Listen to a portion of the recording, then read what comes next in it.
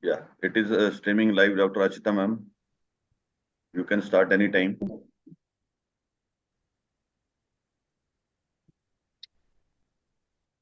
You welcoming note from you, and then Dr.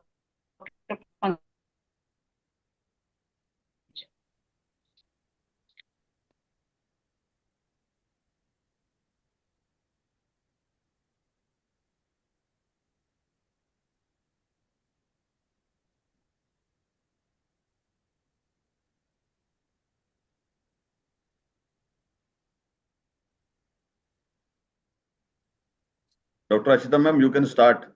It's streaming live on the YouTube. Okay. Sir, Dr. Pankaj sir, you can start with a welcome note. Yeah, Dr. Bajo would like to do that. अरे start करो ना, time क्यों waste करना चाहते हो? Yeah, thank you. Thank you, Dr. Bajwa, for giving us this opportunity to be online and discuss with the members from the central zone. As you all know, every month we are having one webinar trying to discuss the problems faced in each zone.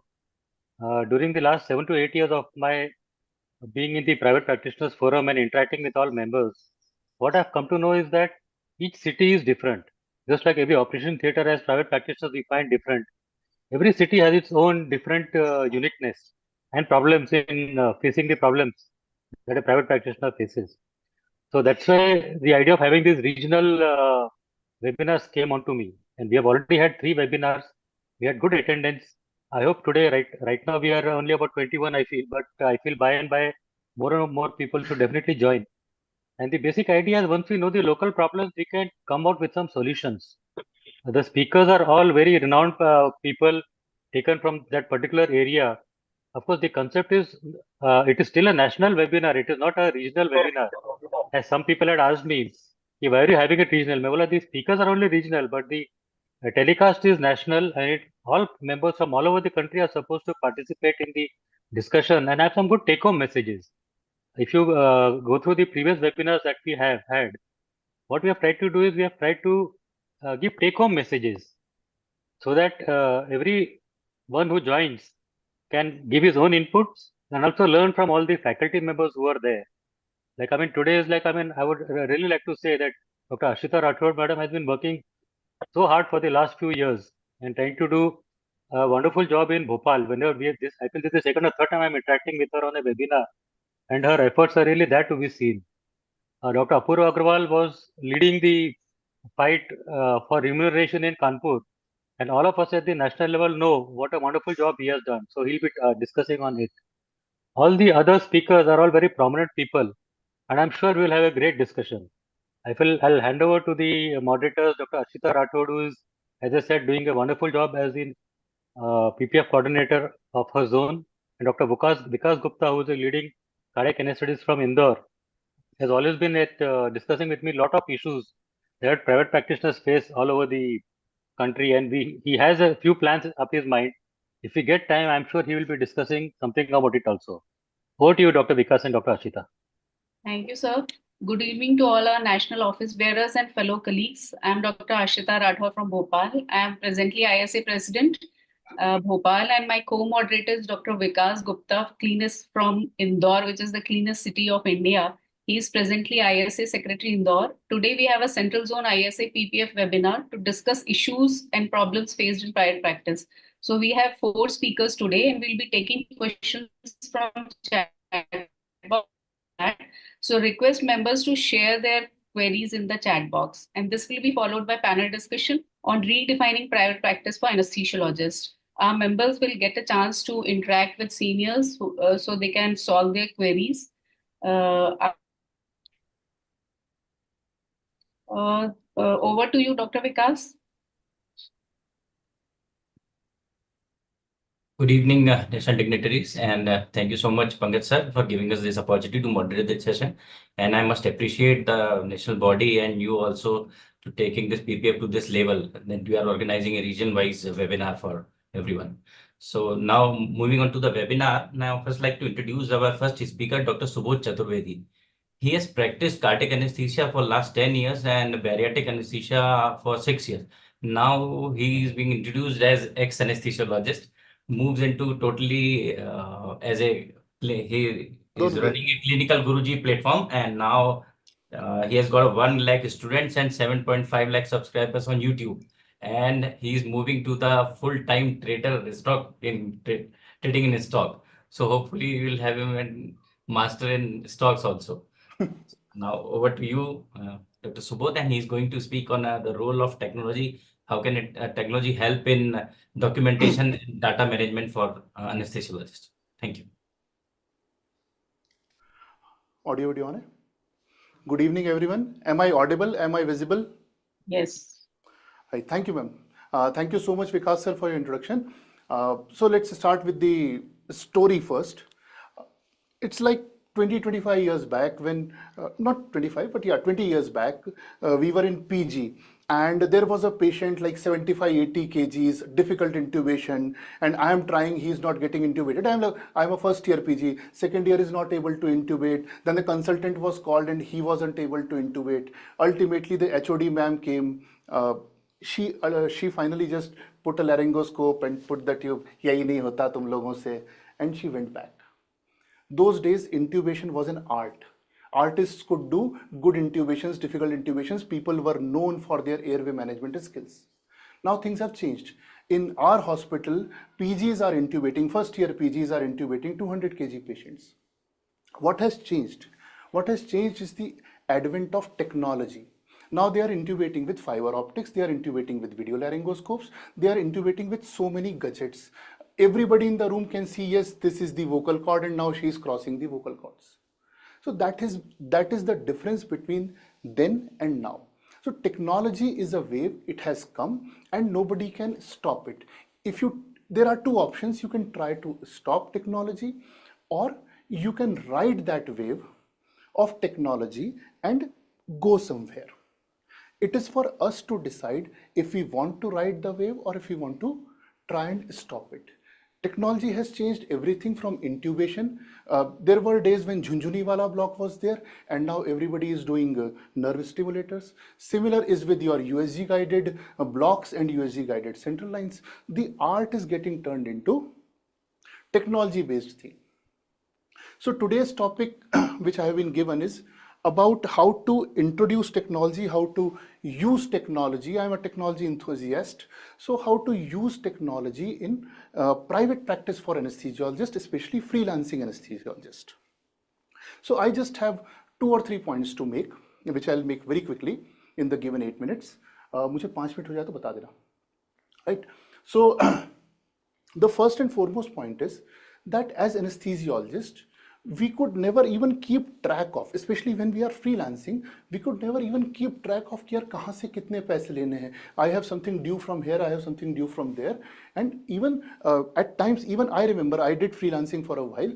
I missed out, especially railway के cases, especially Ayushman के cases, insurance के cases. The payment will be coming 3 months later. You don't keep track, you will forget and you will lose money. That was one problem. And ultimately, some of us, we keep diaries, we keep names and everything, but we still miss on payments. But that is a very small aspect of problem. What I want to focus on is a bigger thing. As freelancer anesthesiologist, I hope you will all agree that we conduct the most number of cases in the country any given day. Let's say today in Indore, if 30 cesareans will be going on in the government hospitals, then probably 200 cesareans will be going on elsewhere. And who is doing it? Freelancer anesthesiologist. But what is the share of a freelancer anesthesiologist in a conference? Nothing, not much. We are just given a small forum maybe, or maybe a hall, a 2 hours discussion where we discuss only 2 things. Group practice kaise karna hai, and second is ki charges kaise badhaye. We are doing the most number of cases in the country and we are not represented that much into conferences. We are not presenting as many papers. Why?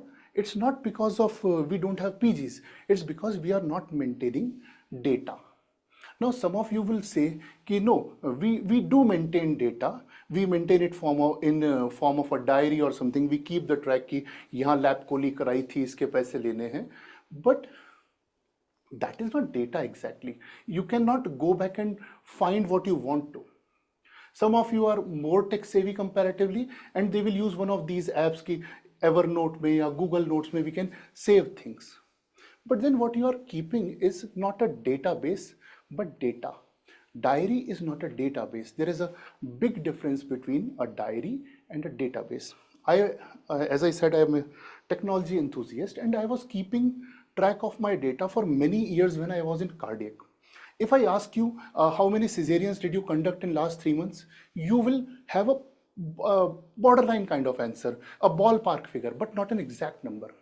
If I ask you how much money did you make from lap colis versus spine surgeries over last 6 months, I don't think any of you will have an answer, but I would. I kept my data. I'm just showing a simple screen recording. This is my data when I was doing cardiac surgeries. If I want to search how many patients I got from a city, let's say a small city like Ujjain, so I can find how many patients did we get from Ujjain for cardiac surgery, and there will come a big list of patients. We can find whose payment was done, whose payment was pending. We can know which hospital it was done. We can go into deep and we can find much more than that. Let's say we try to find a patient whose surname was Mujalde. Now we can find Geeta Bai Mujalde. I have her photograph. I have everything. Her surgery was done at this hospital. She was referred by this person, CABG off pump. I would know 10 years later, she was operated in 2013. I know I did her in thoracic epidural. Then this was the sensor cane given. Everything I know. No inhalationals were used, only 60 Fenta and 50 Etra given during surgery. She was a total RTL Lima Rima Y. Not only that, I do have her grafting paper also. And this is from 2013.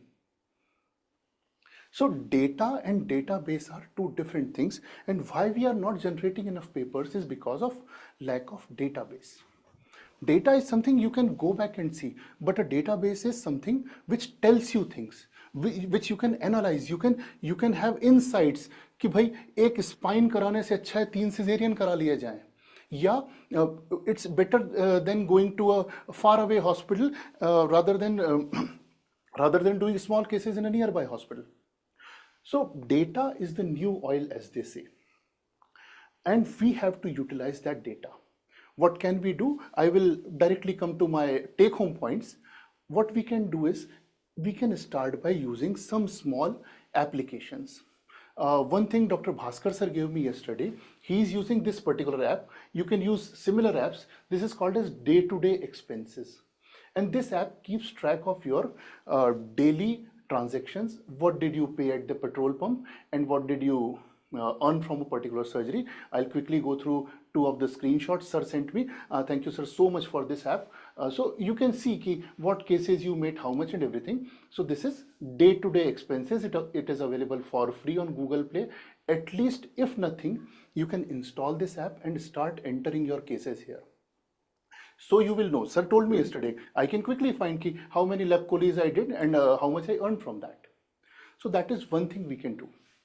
Secondly, what we can do is that we can at least scan all our anesthesia notes, not only the patient details, but everything else that we wrote there, because the way the number of legal problems are increasing and the cases are increasing, that is going to be a big problem. So if we can keep those PDFs saved with us, maybe in a Google Drive or somewhere, we can eventually enter them into an AI software and get some insights from that. The AI will become that equipped maybe within 5 to 6 months. But right now, all you can do is you can just save your PDFs, all your anesthesia notes. They will help you once a case goes to court, or maybe eventually we'll fill all that data into the AI softwares. So to end, I have some take-home points. First and foremost, make it a habit to enter data of your cases, not only the financial, but anesthesia notes. Dr. Sunil Shah from Ahmedabad had a very good application. I was using it. It was called as Anesthesia Practice Management, APM. Right now, he has withdrawn it. He is refurbishing it. He is putting more efforts into it, and he'll release it within 2-3 months. There are other 2 or 3 applications by Indian doctors. One of them you can use for entering your anesthesia records. Then, if not that, at least use a mobile app to enter your financial data. Then keep photos of all anesthesia charts you use, and nothing. And last but not least, spend 30 minutes every day to learn something new. If nothing else, then maybe use Meta AI on your WhatsApp only. But do something every day. Spend 20 to 30 minutes, snatch it from Instagram or Reels or Shorts, and use it to learn something new. To end my presentation, all the images I used in these presentations were from AI only. None of these images I downloaded from internet. They were all made by AI only. So I'll end my presentation. How much time? 6 minutes. Wonderful. So I'll be ready for any questions. Thank you so much. Wow, Dr. Subodh, that was really great. I mean, short and very impressive, and I could see that you're really tech savvy, as Madam was telling me.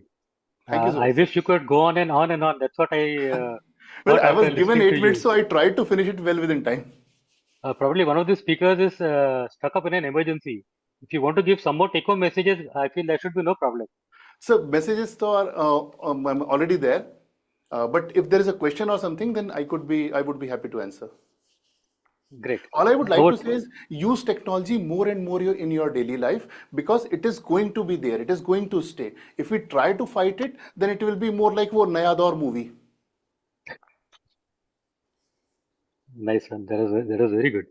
I feel having this day-to-day expenses app is a good thing. I feel all of us should definitely start using it. The Adobe Scan that you had mentioned, definitely we can start preserving our notes that we put in. I feel they become important, preserving them, especially in case of any medical legal issues.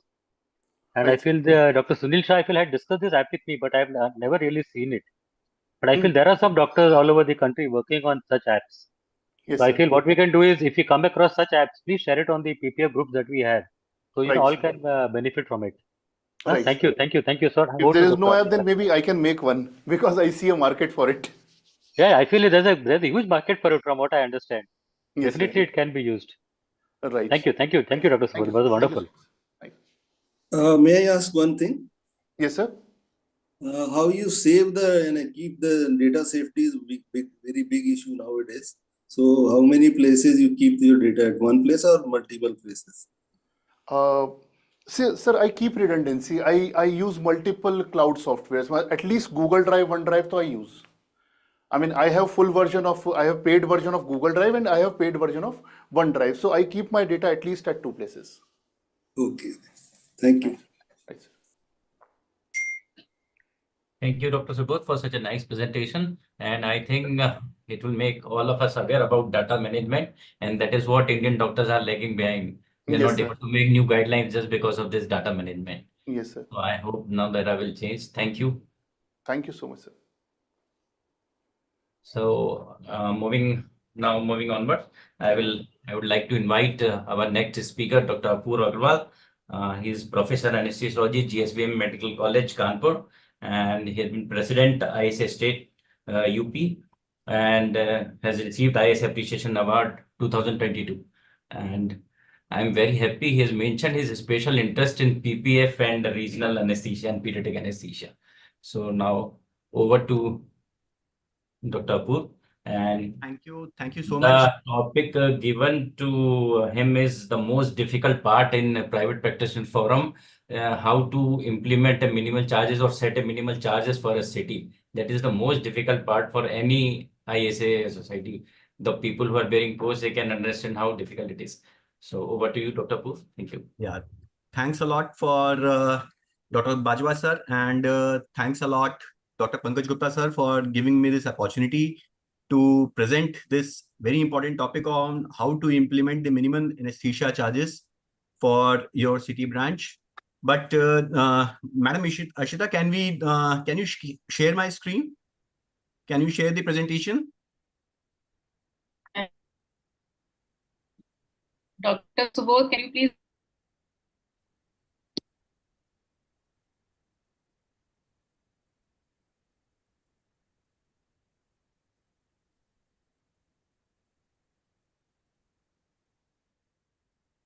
Dr. Subodh?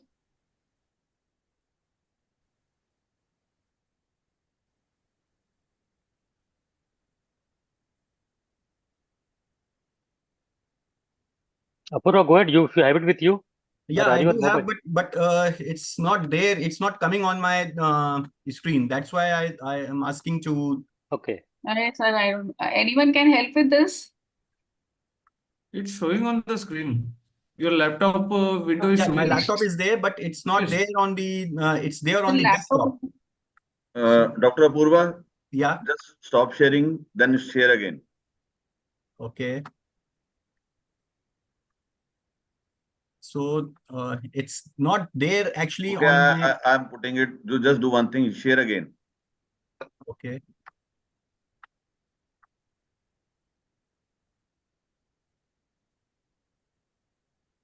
Mhm.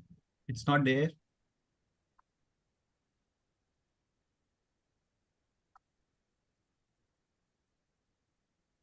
It's there on my desktop.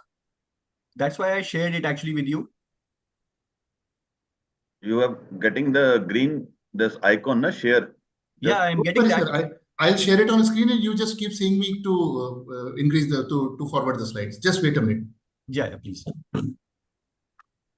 8 minute. PPF webinar.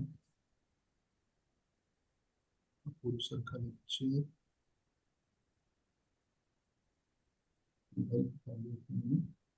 मुझे रखा ही इस पे.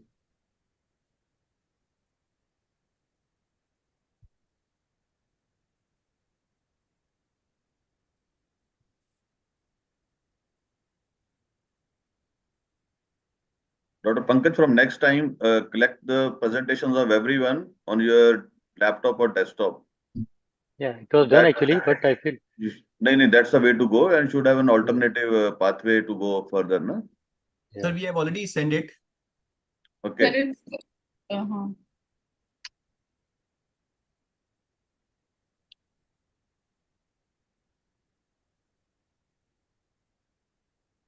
Ashita ma'am, हाँ sir, मैंने log out करके log in किया था, मुझे एक बार को-होस्ट और बना दो. अच्छा, आप co-host ही हो सर. नहीं सर, हाँ अब हो गया. 1 minute.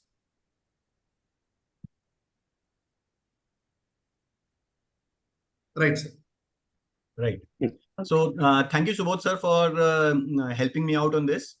So the topic which was allotted to me was how to implement minimum anesthesia charges in your city.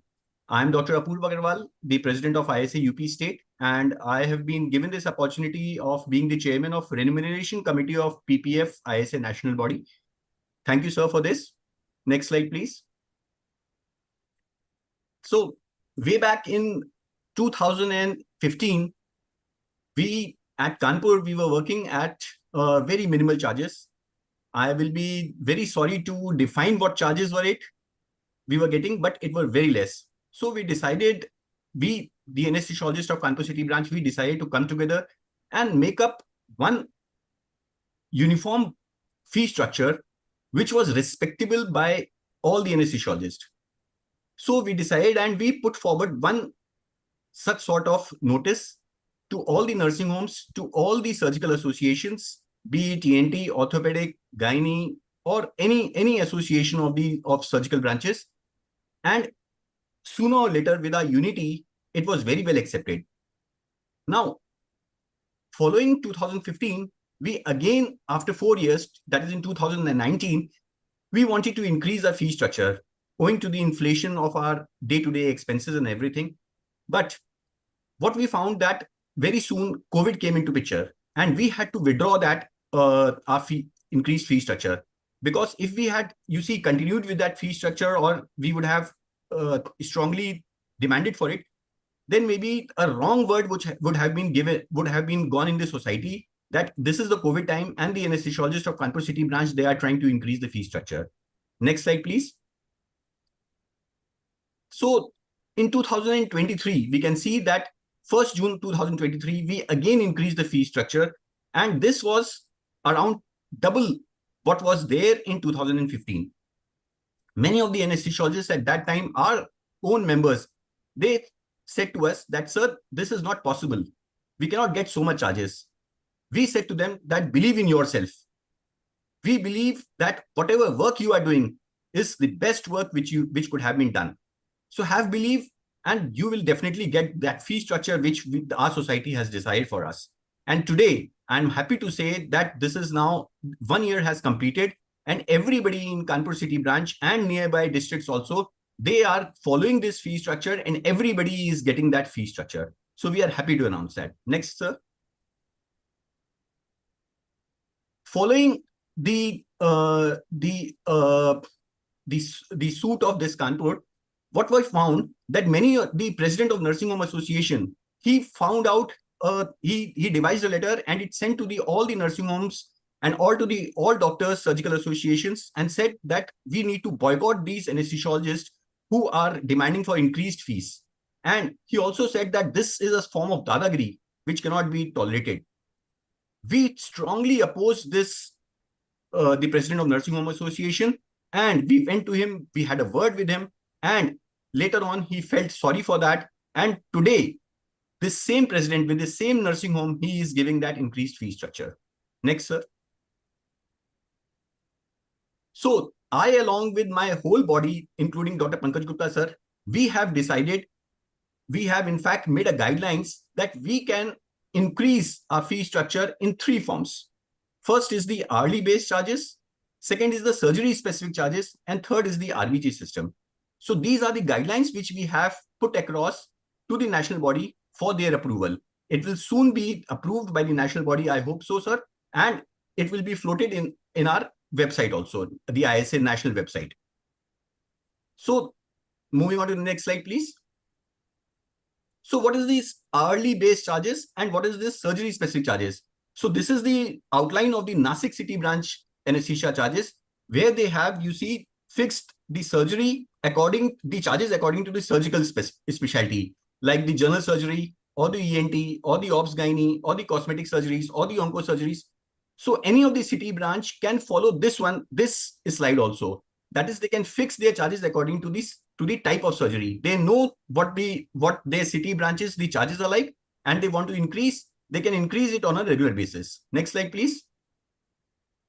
Another is according to the hourly charges, like what we have in Kanpur structure, is according to whether it is spinal or general anesthesia, or it is brachial or epidural. It depends upon the number of hours which you are devoting for the surgery. So it can be according to the hourly system charges also.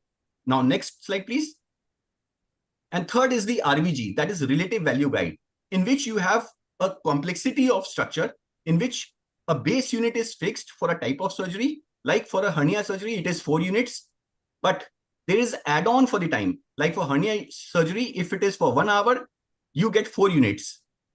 If the surgery exceeds by 15 minutes, 1 unit is further added.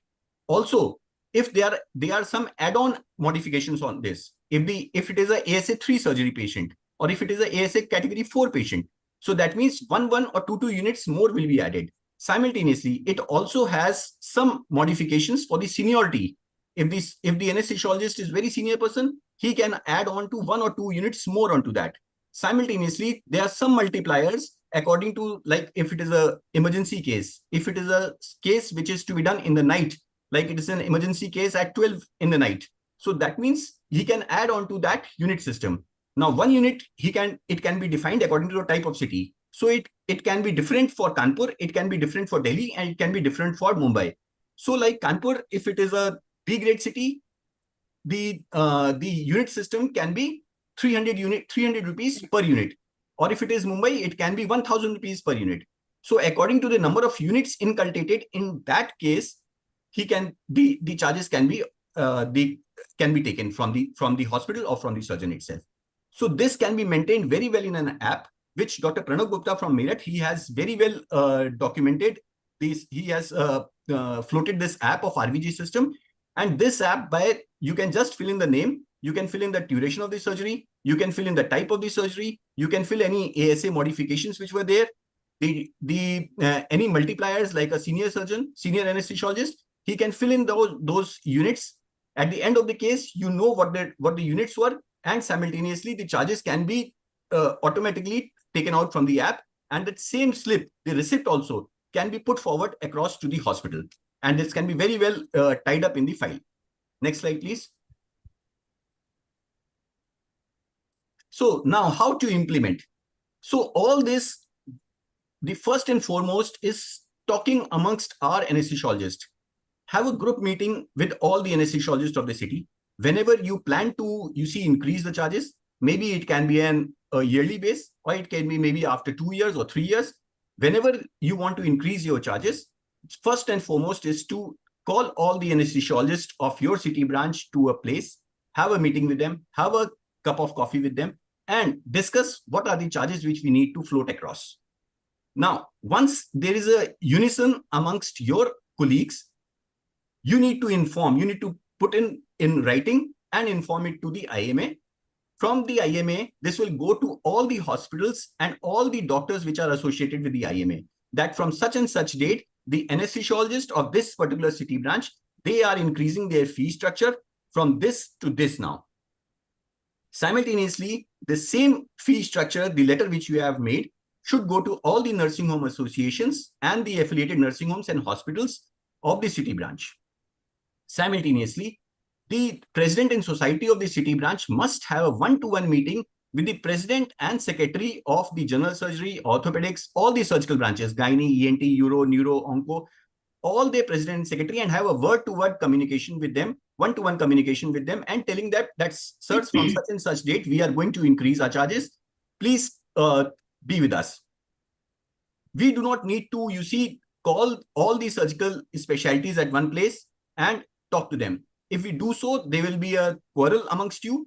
So it is better to have a one-to-one communication with the surgeon and with the president and secretary of the society itself. Now, one very important question which everybody will like to ask, sir, how to deal with black sheeps. If I now say that if your association, if your muhim is 80%, 75 to 80% successful, you do not need to worry about 20 to 25% people. Very soon they will fall into your own criteria, because they will also go to a hospital, and if they start working for less, very soon they will understand that my colleagues are getting more. Why should I work for less? So don't worry about them. They will soon fall into your practice. It is just a period of just 15 days or 1 month. You have to bear with them. And those 10 to 15% people, they cannot do the cases of whole of the city, right? It is only very small percentage of cases they can do at lesser price, but sooner they will come into your place. Very important is to maintain very high standards of work ethics, a safe patient, and proper documentation. Once you are doing it, the hospital and the surgeons, they will definitely get to know that my anesthesiologist is the best. He is doing best for my patient. I need to pay him what he demands for. So this is very important. Many a times we have seen that some of the, I do not want to name or I do not want to say anything, but what I want to say is that we should maintain our safe ethics, our very good ethics. We want to give our patient safety and proper documentation. And very important point is to have a group practice. Once you have 2, 3, 4 people in your group, it will form a team. And what is a team? That is, together everyone achieves more. 1, 2 or 3 people, 4 people say one thing to a hospital, 3 anesthesiologists, 4 anesthesiologists going to a hospital owner and saying, sir, this is our fee structure and this has to be followed from this date. I am dead sure he will have to follow. And very important is to induct young blood. Take new blood into your new youngcomers into your group practice, and they will definitely have newer ideas. They will have newer horizon of working together. So induct young blood into your team. Keep your dignity high and always respect interpersonal relationship. Don't fall for 1 or 2 cases. Meaning to say that don't fight and don't quarrel and don't, have a bad word with your colleagues just for a 1 case or a 2 case. Maintain that interpersonal relationship, because at the end of the day, it will come into picture and it will definitely boon your practice. Next slide, please. Also, very important for anesthesiologists is to have an alternate plan for an alternative earning source. That don't be solely dependent upon the anesthesia practice. Simultaneously move on to one more arena of earning, like Dr. Subodh sir. He has just presented his presentation and he has moved on to another arena. So I would like to also say that maintain an alternative earning source. Simultaneously inculcate new hobbies. If you're earning more, you will have more time. So spend more time into new hobby, sports, music, or art. So this is basically a time management. And Dr. Subodh sir has already pointed about use of app to track your cases and maintain your personal logbook. So I'll not go into more detail. And to finally end my session, I would like to say that invest into Family Benevolent Fund. And this is must, and this is investment. This is an investment form. So thank you all for patience listening. Thank you. Ultimately, what will be the crux of the situation is unity, unity, and unity amongst yourself. That will lead to your success for implementation of your charges. Thank you. Thank you, Dr. Apuru. I feel no one could have said this topic better than you. I feel the way you put every small point into it speaks volumes of the way you have actually done it in your city. And I feel very happy that after the Kanpur incidents, remuneration is being discussed at the national level. After our national headquarters sent a circular that every city is to implement minimum charges, I feel glad that about 35 cities have already sent me their minimum charges. And gradually, I hope that this thing catches over all over the country. And over the next 6 months or so, if we can have a very good charge structure all over the country, I feel nothing better than that ISA can do for all its members, especially the private practitioners. Remuneration, unfortunately, is very, very varied and very different in every city of the country. Believe me, up north it is different, down south it is different, east, west. I mean, you go to any city, you'll find a very different type of charge structure. And hopefully, at national ISA, I feel if we can implement a good standardized way of having adequate remuneration for all our members, I feel that will be the best gift that ISA can give to all its members. Thank you, Dr. Apur. That was a very brilliant talk, and I'll see that this is uploaded on YouTube, which you always do, and I hope that everyone will definitely listen to your and try to implement it. Regarding black sheeps, yes, if you have black sheeps, as Dr. Apur rightfully said, just neglect them, ignore them, condemn them, and gradually they will fall into place. Because once they realize that they are being outcasted from their own association or own anesthesia community, usually they fall back and try to come back into the main line. And ultimately they realize that short goals is not what they want to achieve. They want to achieve better remuneration for the rest of their lives. Thank you, Dr. Borua. Over to you, Dr. Vikas and Ashita. Thank you, Dr. Bo, such a nice compiled presentation from decision of deciding the rates and then implementation. And the best part I like about your presentation is if you do not respect your work, please do not expect surgeon to respect it. So that is the best part, I think. And now we'll move over to Dr. Ashita Madam to continue this work. Thank you, Dr. Vikas. Now we move on to our next speaker, Dr. Sayyid Muhammad Asim, freelancer consultant in critical care medicine at Hospital Bhopal. He has more than 20 years of experience, and he's a qualified anesthesiologist of Bhopal with degrees like FRCA, CCT, and EDA. He's a consultant. So his topic is importance of conducting morbidity and mortality meetings in our workplace. Over to you, Dr. Asim. Thank you for the kind introduction, ma'am. Dr. Ashita was my immediate senior during my MD in anesthesia. So I've learned a lot of things from her. And so today as well, I'm relying on her to be the coordinator and my mentor for this meeting. Thank you, ma'am. Thank you.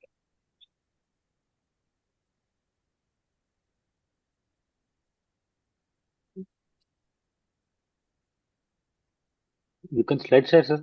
You have any slides? Yes. You have any slides to show? Yes, I'm just trying to project those slides. Please. Yeah. Can you see my slides now? Yes, sir. Make it whole screen, that's all. Yes. Just doing it now. Make it whole screen. Yeah. So I'm going to talk briefly about mortality meetings. We've all been talking about induction, maintenance, and emergence of surgery of anesthesia, how it resembles the aviation industry, the takeoff, the in-flight autopilot, and then the landing. That's been a common simile that we have been talking about, a similarity between anesthesia and aviation industry for a long time. And there are, in fact, quite a lot of similarities, like the safety high priority that is there in aviation industry as well as in anesthesia. The use of checklists in both the fields, the alarms and backup systems, the reliance on technology, how important the team working is, and the tradition of hierarchy as well, that in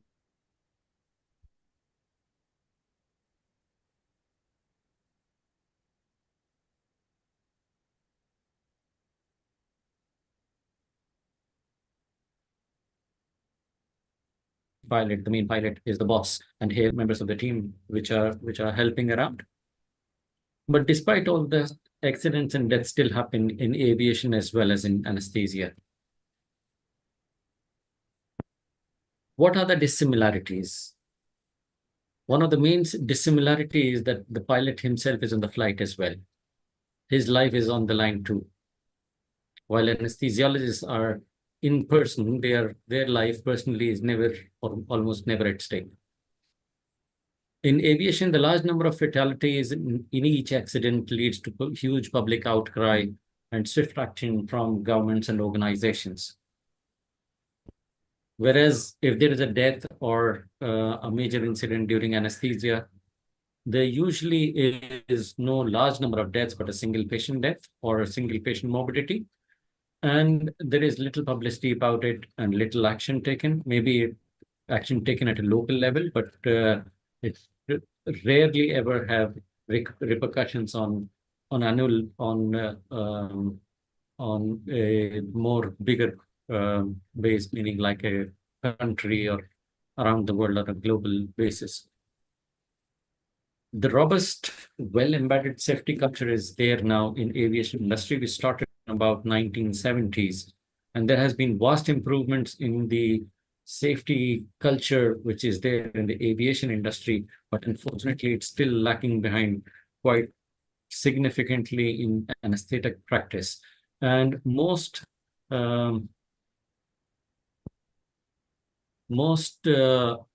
places, most institutions, it is the safety guidelines is still gathering dust. Patient safety is a worldwide concern. We all know that. But there are very important statistics here which are pointing out that 1 in every 300 patients is at risk of harm during healthcare.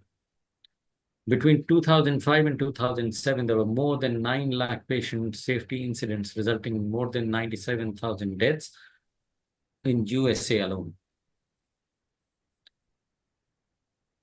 So World Federation of Society of Anesthesiologists has come up with one additional safety tool which they are propagating for all of us to practice, and that is a morbidity and mortality toolkit.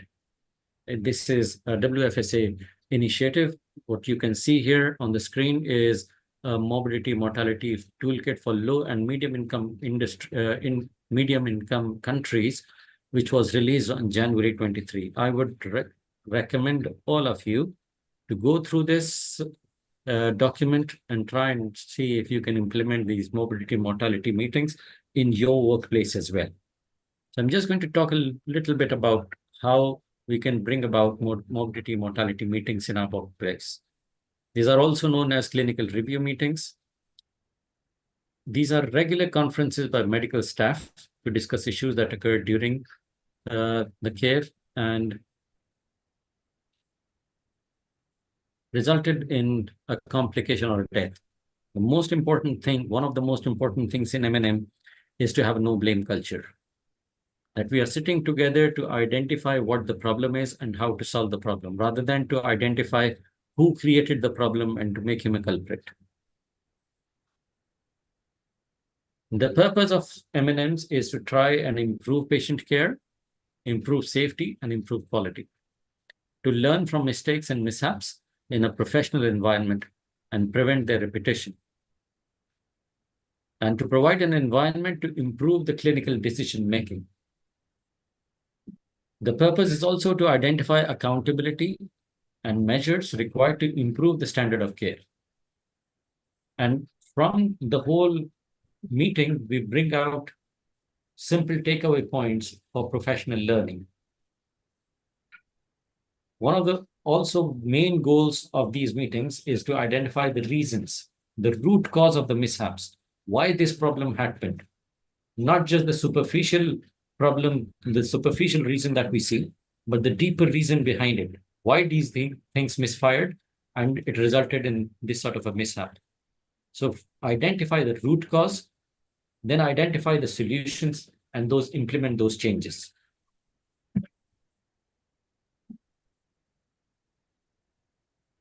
This toolkit has been introduced because many lower and middle income countries lack this essential review mechanism due to lack of familiarity with the process and insufficient human resources.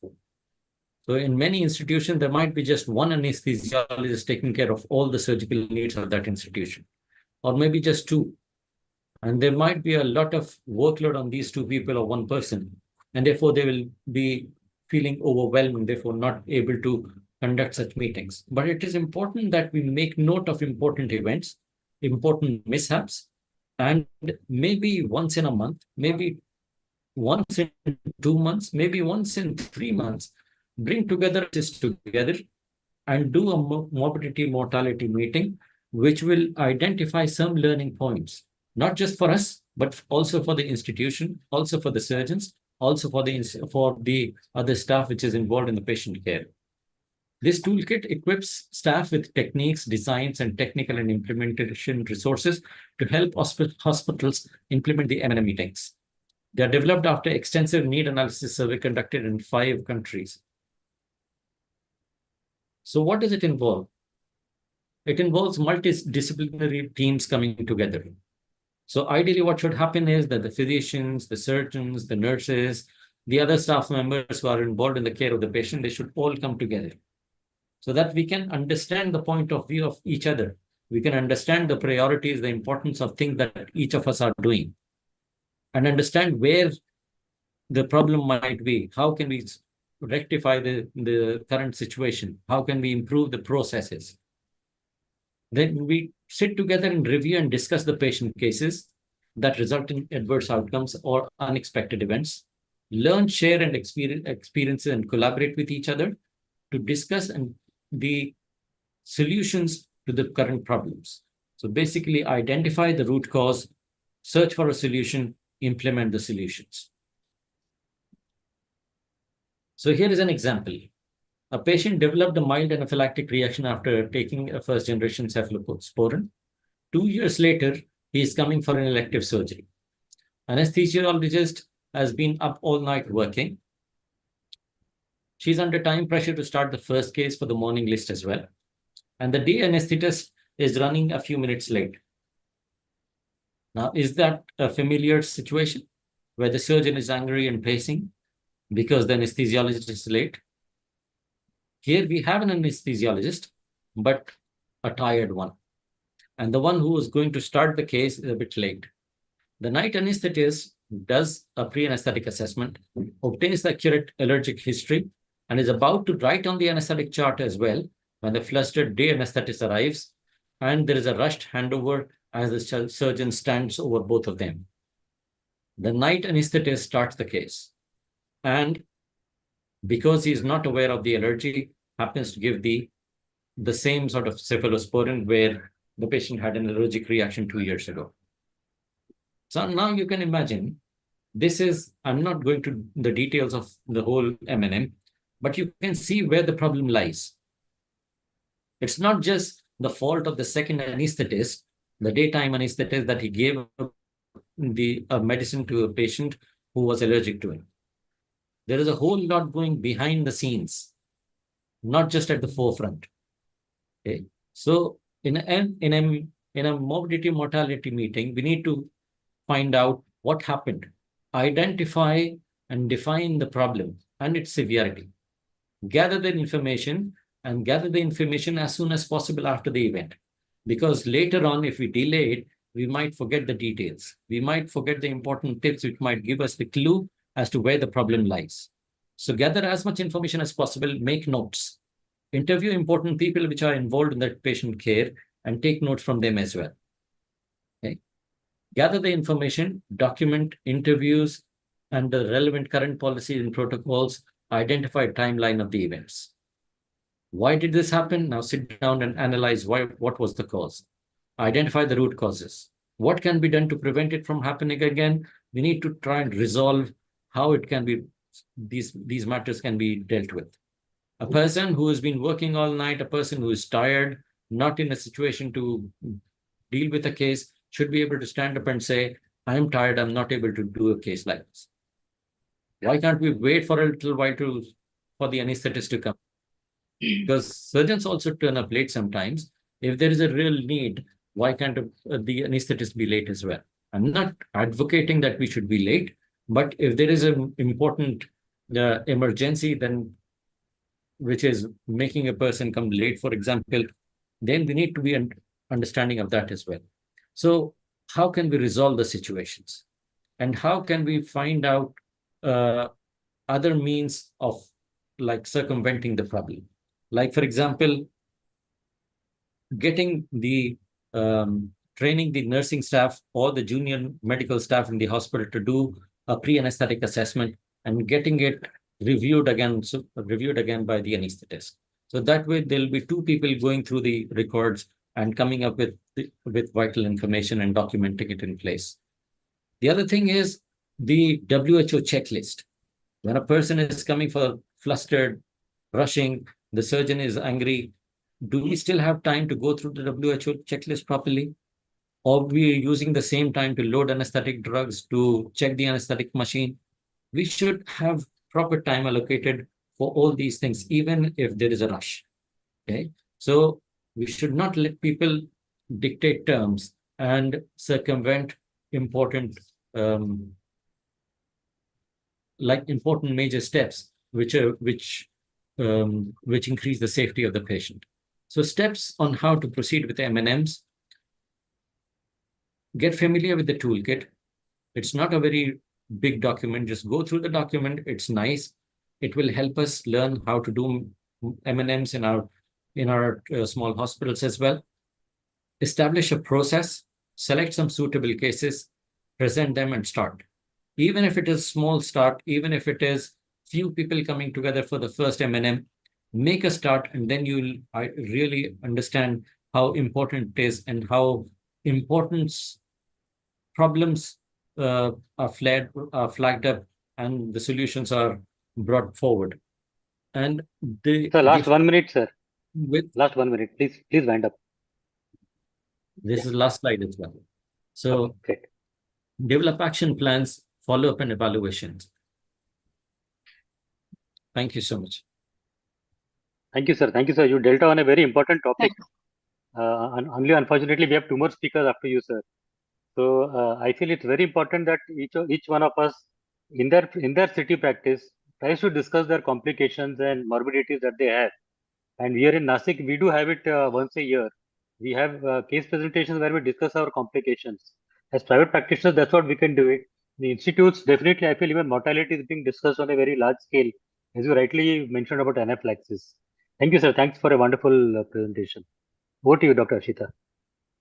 Thank you. Thank you, Dr. Asim, for giving such a wonderful presentation and showing us the importance of having a private practitioner forum meetings as well regularly, so that we can discuss academics in detail as well as stand for each other in times of crisis. Thank you very much, Dr. Asim, for taking out time despite of having an emergency. Our next speaker is Dr. Lavkush Pandey. Other than his anesthesia degree, he is master's in business as well. He is master's in business administration as well. He is specialized in minimally invasive spine endoscopy and pain interventions. He is working as consultant in Samvedna Pain and Spine Center, Dehradun, Uttarakhand. His work experience is more than 17 years.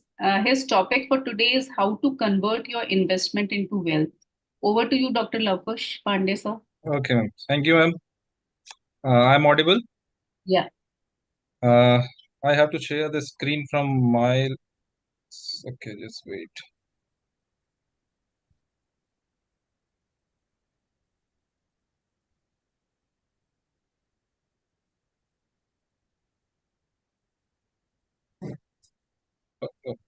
Right, iPhone, iPad, files.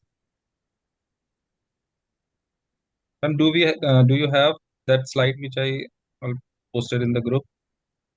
Is Dr. Subodh available? I asked him to help. Yes, I have. Yeah, please. Thank you. Actually, I'm getting my screen share. Then हाँ sir screen share में जाओ और फिर yes, अपना power point slide show select करो सिर्फ उसको आपको it's It should showing be white. open. हाँ It's showing. Speak is open. हाँ सर बढ़िया No, it's what's. It's my WhatsApp. Okay तो सर So डाउनलोड कर लीजिए ना उसमें से हाँ आपको इजी पड़ेगा हाँ इसे कर लूँ. हाँ सर इसमें से डाउनलोड कर लीजिए ना Okay. My आपने इसको slide. पीपीएफ वेबिनार में डाल रखा है PPF. Yeah, this. Yes.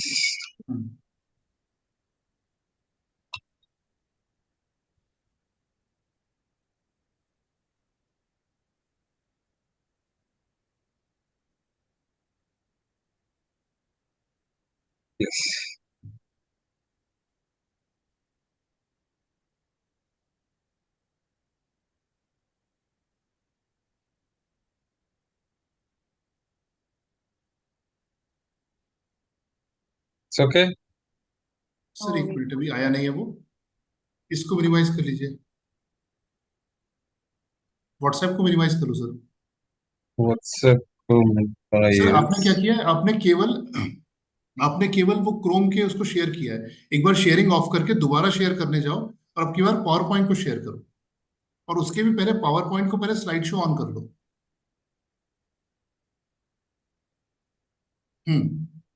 हालांकि इसमें भी वो इस तरह से चलेगा आप अगर एक बार और शेयरिंग ऑफ करो और पहले इसको स्लाइड शो पे कर लो और फिर केवल स्लाइड शो को शेयर करो तो सबसे अच्छा जाएगा और नहीं तो मेरा ऐसा भी ठीक चल रहा है सर चलेगा ये भी चलेगा हाँ, मेरा बोलने का काम ज्यादा है, जी सर दिखाने का काम जी सर है.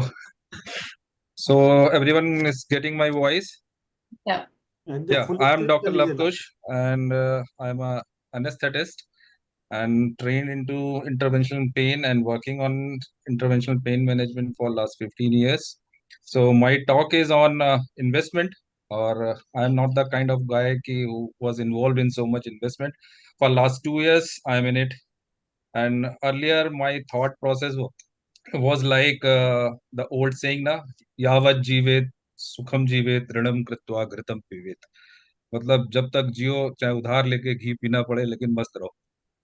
तो उस लाइफस्टाइल से बचपन में सुने थे लोगों से, लेकिन अब जब प्रैक्टिकली हम इस चीज में हैं, तो then investment is very much required. So according to the Charles Munger, there is a saying: spend each day trying to be a little wiser than you were when you woke up. Discharge your duties faithfully and well. Systematically, you get ahead, but not necessarily in fast spurts. Nevertheless, you build discipline by preparing for fast spurts.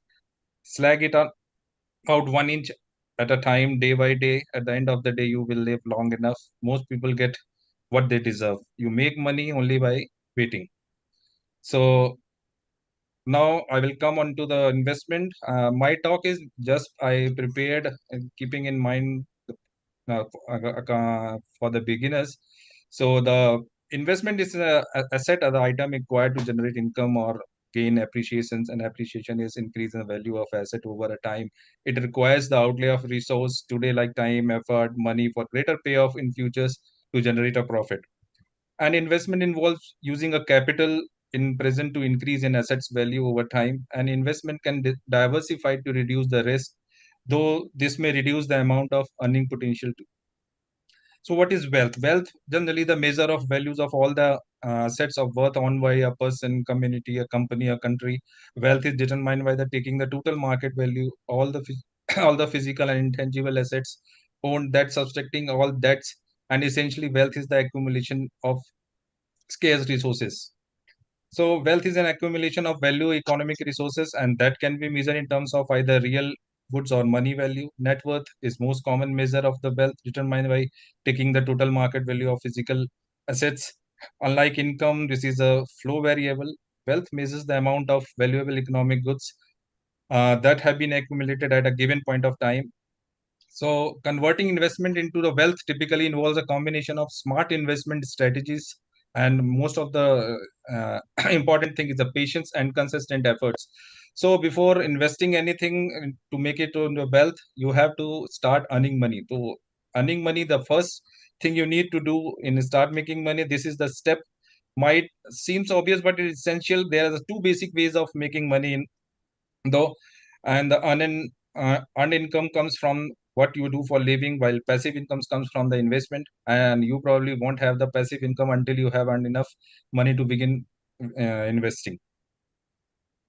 So converting next is when you started earning money, then next comes is how to save money. Simple making money won't help you in build wealth if you in spending it all. To set more money aside by building wealth, consider these moves like track your spending for at least a month, find the fat and trim it, break down all your expenditures into needs and wants. And once you have a reasonable idea of how much money you can set aside each month, try to stick to it and put saving as an automatic mode, like just you do SIPs and everything. You keep your account, salary account, and then every month automatically your SIPs get debited. So one's easy way to save is to put in an automatic transfers through your employer or bank accounts. Find high yielding savings. Maximize the payoff of your savings to shopping for saving accounts with the highest interest rate and lowest fees. And third point comes is the clear set your clear goals. Define what wealth means to you. Is it certain amount of money, financial independence, or specific assets? Having a clear goal will guide your investment decisions. Diversify your investments, spread your investment across the different assets like stocks, bonds, real estate, etc., and sectors to reduce the risk. Diversification can protect your wealth from the market fluctuations.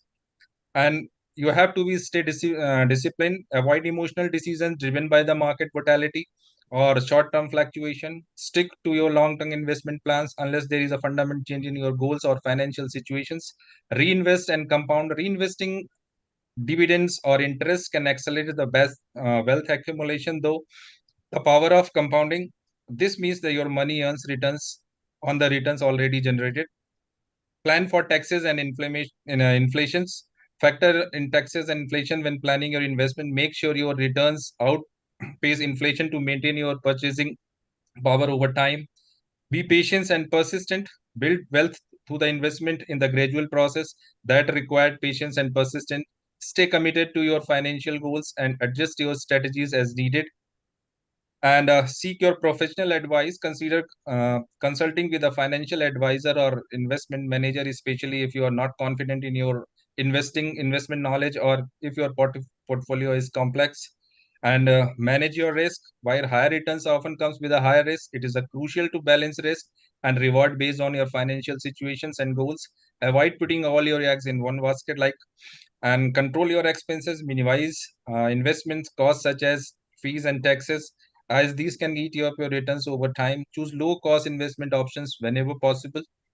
And investment for long term. Wealth accumulation often takes time. Focus on long term investment strategies rather than trying to make quick gains. Compound interest and the growth over a time can significantly increase your wealth. And regularly review and rebalance. Monitor your investments regularly to ensure they are aligned with your goals and risk tolerance. Rebalance your profile as needed to maintain diversification and manage your risk. Educate yourself, stay informed about the financial markets, investment opportunities, and economic trends. Continuous learning can help you make informed decisions and adapt to change market conditions. And this is how financial management or wealth management is required for we doctors, like in investment, money, assets, and economic cases, financial plannings and profits. So for financial management for doctors, like personal financial planning, budgeting, need your emergency fund, and for the retirement plannings. My balance strategy is this is a personal finance. If I am conservative, note at high saving rates, multiple income sources, and 6 months emergency fund. If you are more aggressive in investing, then I prefer into investing into the stocks only 100%. This is my main theory. And personal financing rules, there are different 7 8 rules which I will just summarize as one by one. The emergency fund route, at least this rule states that one should have at least 3 to 6 months of their monthly income to be more conservative and save for the emergency as an emergency fund. And you can increase up to the 10 times, but six times your monthly income is sufficient. 40% EMI rule, 30 to 40% of your earning salary can be kept for your EMIs or for paying your loans, home loans, or and whatever you have debt. And life insurance, so generally we prefer 5 to 10 times of your annual income should be insured. Your whole family should be, that's life insurance.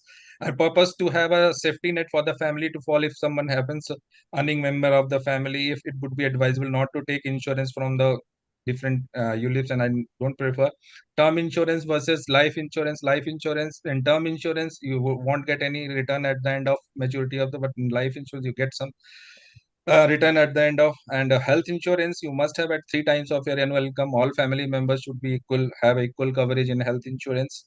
Rule of 72, but in whatever you are in investing in whatever your scheme, you just divide 72 by the interest rate, and that will let you know okay, how many times it will take, years take to double your investment. And another rule is 50 30 20. 50% of your salary you should use for your daily expenditures and monthly expenditures, and 30% for the loans, and 20% you can use financial goals for paying your debt or saving for the retirements. And how financial management, 50% need we want is the same, and 20% in saving and investments.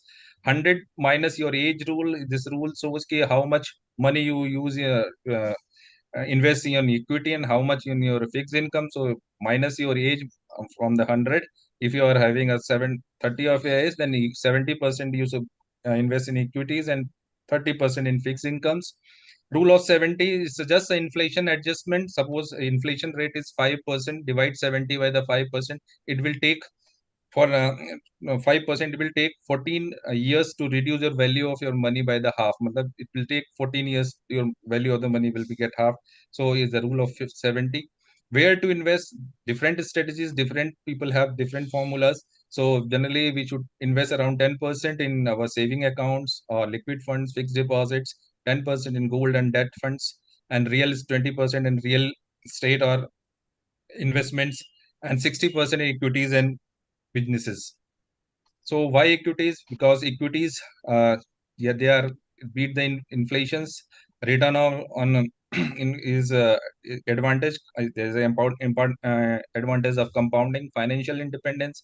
There are different schemes: systemic withdrawal plan and systemic investment plans. Whatever suits you can go for those plans, and building your generation wealth. So this is you must have seen if you do a SIP of something for 10 years. Just one second. Suppose if you are 20,000 monthly, do a SIP of 20,000 every month, and after 20 years it will become around 1 CR, 1.8 CR. So you invested only 48 lakhs and you generated 1.3 CR money just because of the compounding. In this graph chart, you can see the red line is your investment, and green is your returns, and blue on maturity with on compounding. So on compounding, you get a good returns on SIPs. So there is different options in the stock market: index funds, mutual funds, direct stock investing, stock swing trading, future and future options trading, intraday trading. There's different options. If you are in stock market, many of you must be knowing. So as an investor, we should concentrate on the long terms. What trading might be lucrative, might be attractive, but it could be a dangerous choice. So in investing, always remember that Rome was never built in a day, and in trading, always remember that Hiroshima and Nagasaki were destroyed in a day. So these are equity. How to just be analyze the equities? There's a fundamental analysis. A finance is a use to finance to evaluate the intrinsic value and the real worth of the security of the whole sector or market. It can be qualitative, it can be quantitative. There are different ratios, PV ratios, EPS. So if you are having a stock knowledge, then you can understand these terminologies. Technical analysis is a mathematical calculation based on price, volume, or open interest to predict the future prices of particular equity. There's a volume analysis, relative strength, chart pattern analysis, candlestick pattern analysis, support and resistance, trend analysis. So market sentiment analysis is a macro economic indicators, economic data interpretation, and there are different indicators and effect of policy decisions on the market sentiments, international economics, dollar prices, and oil prices. They all generally used to affect the equity equity prices.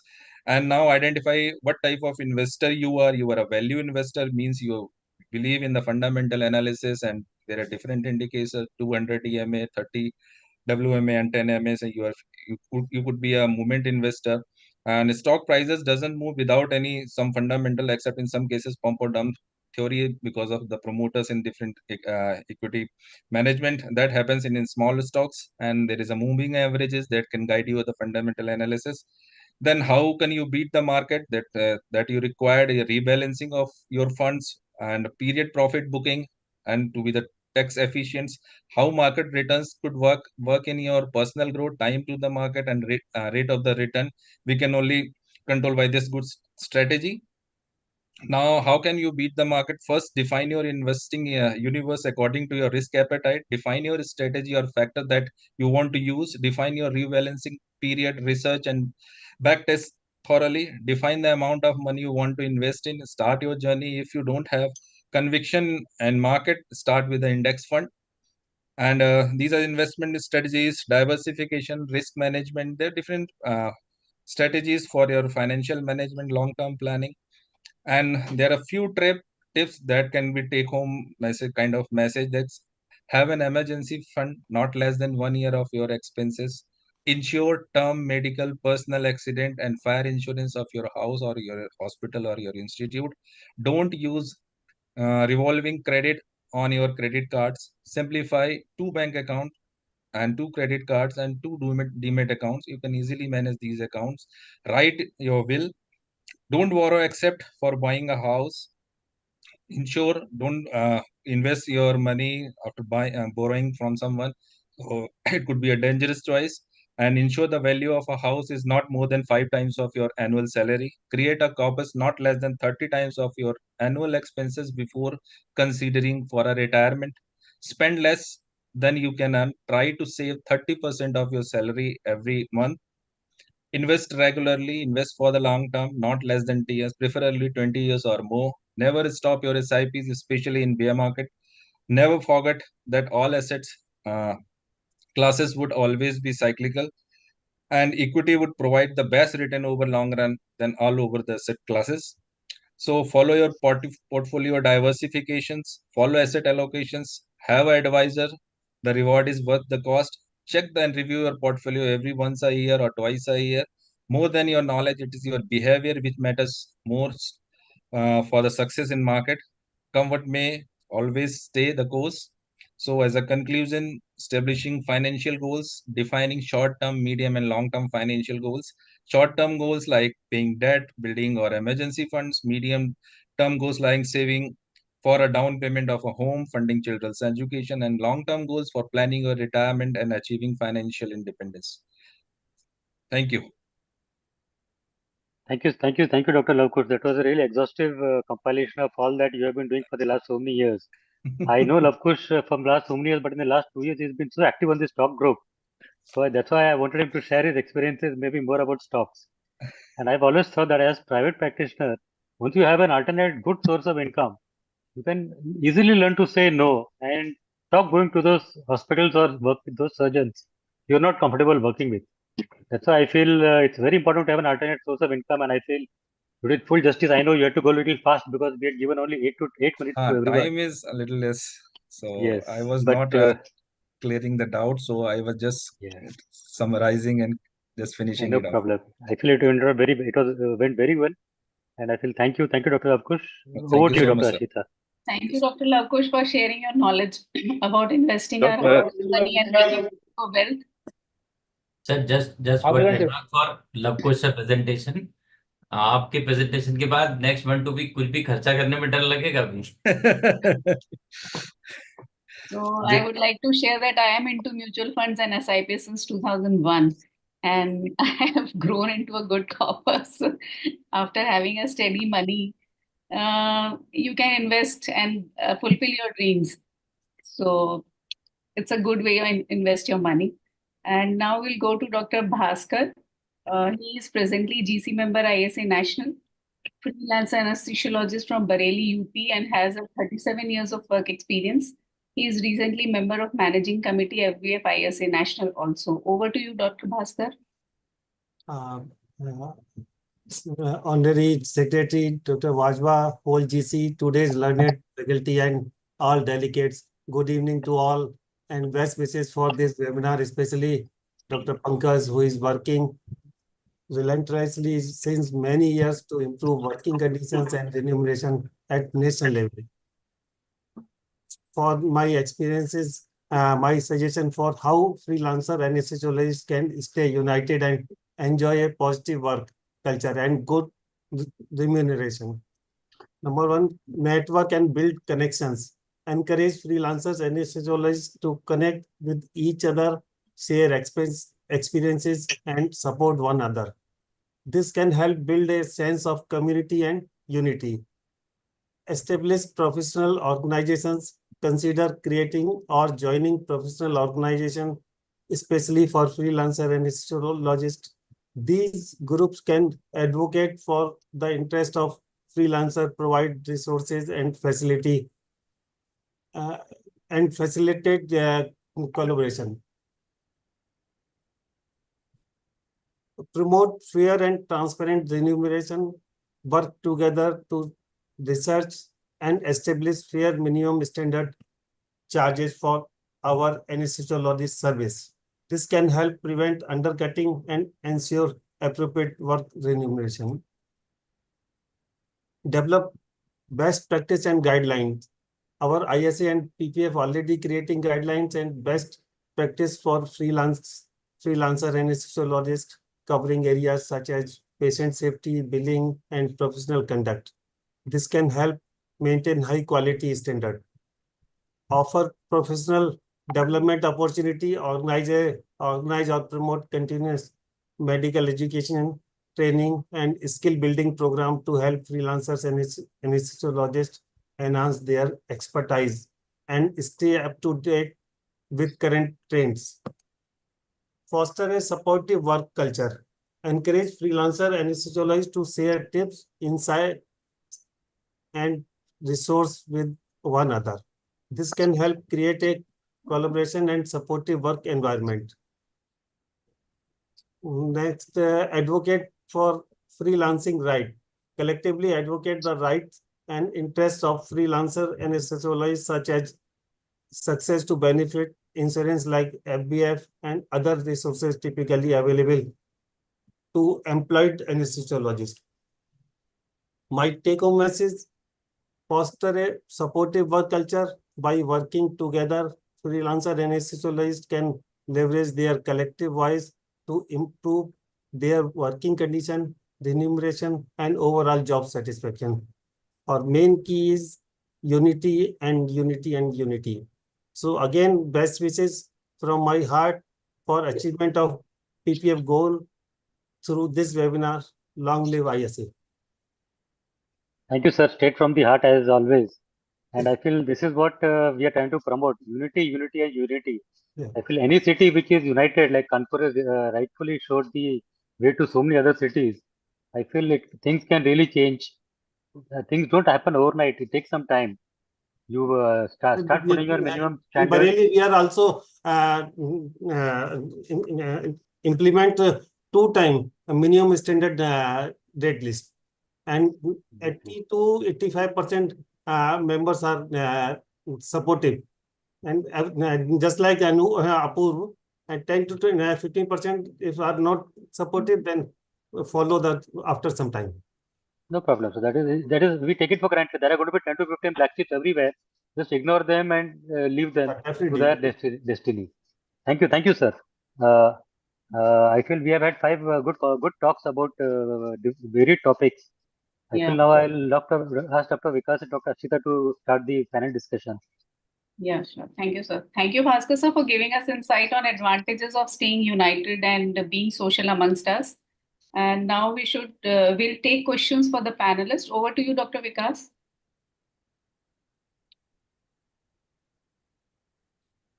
Thank you, ma'am. And what I've seen in chat box is that everybody is appreciating all the speakers, especially Dr. Subodh and Lakush Pandey sir for their presentation. And the only question asked about to Subodh is that share the name of apps.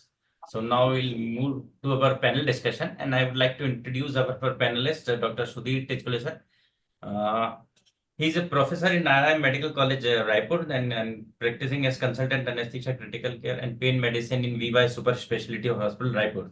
And he was the past president of ICH Chhattisgarh, and he is now chairman of organizing committee for ISOCON 2025, which is going to be held in Raipur.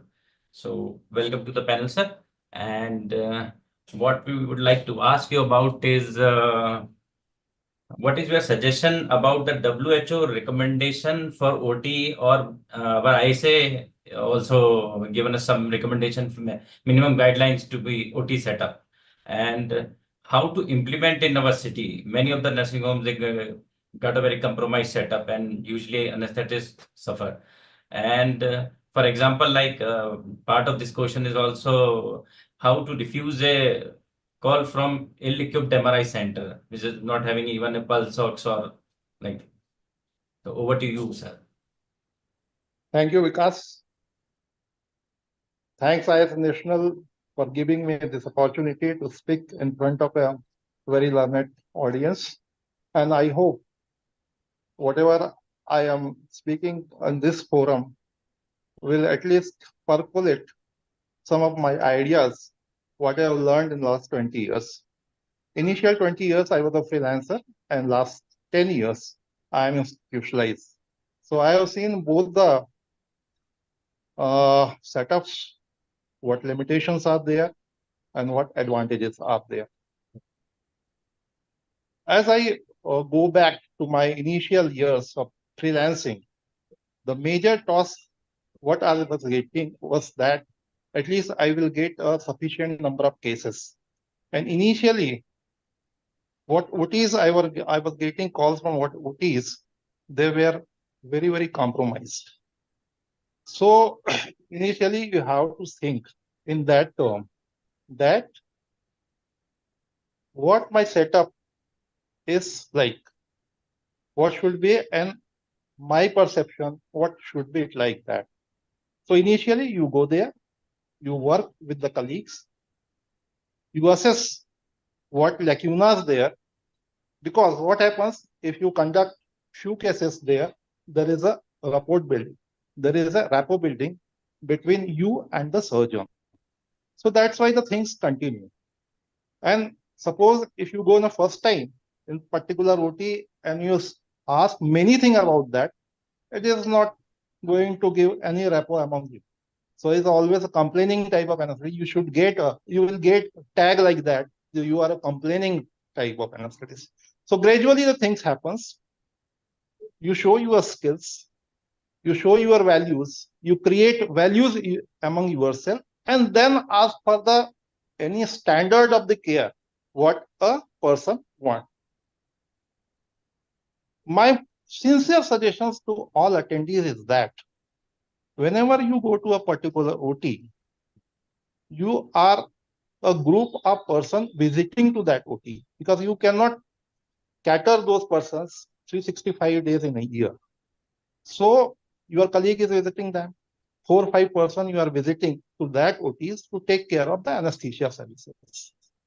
Most of them, they are your colleagues. And with them, you ask a simple question that this is the lacuna of this particular OT.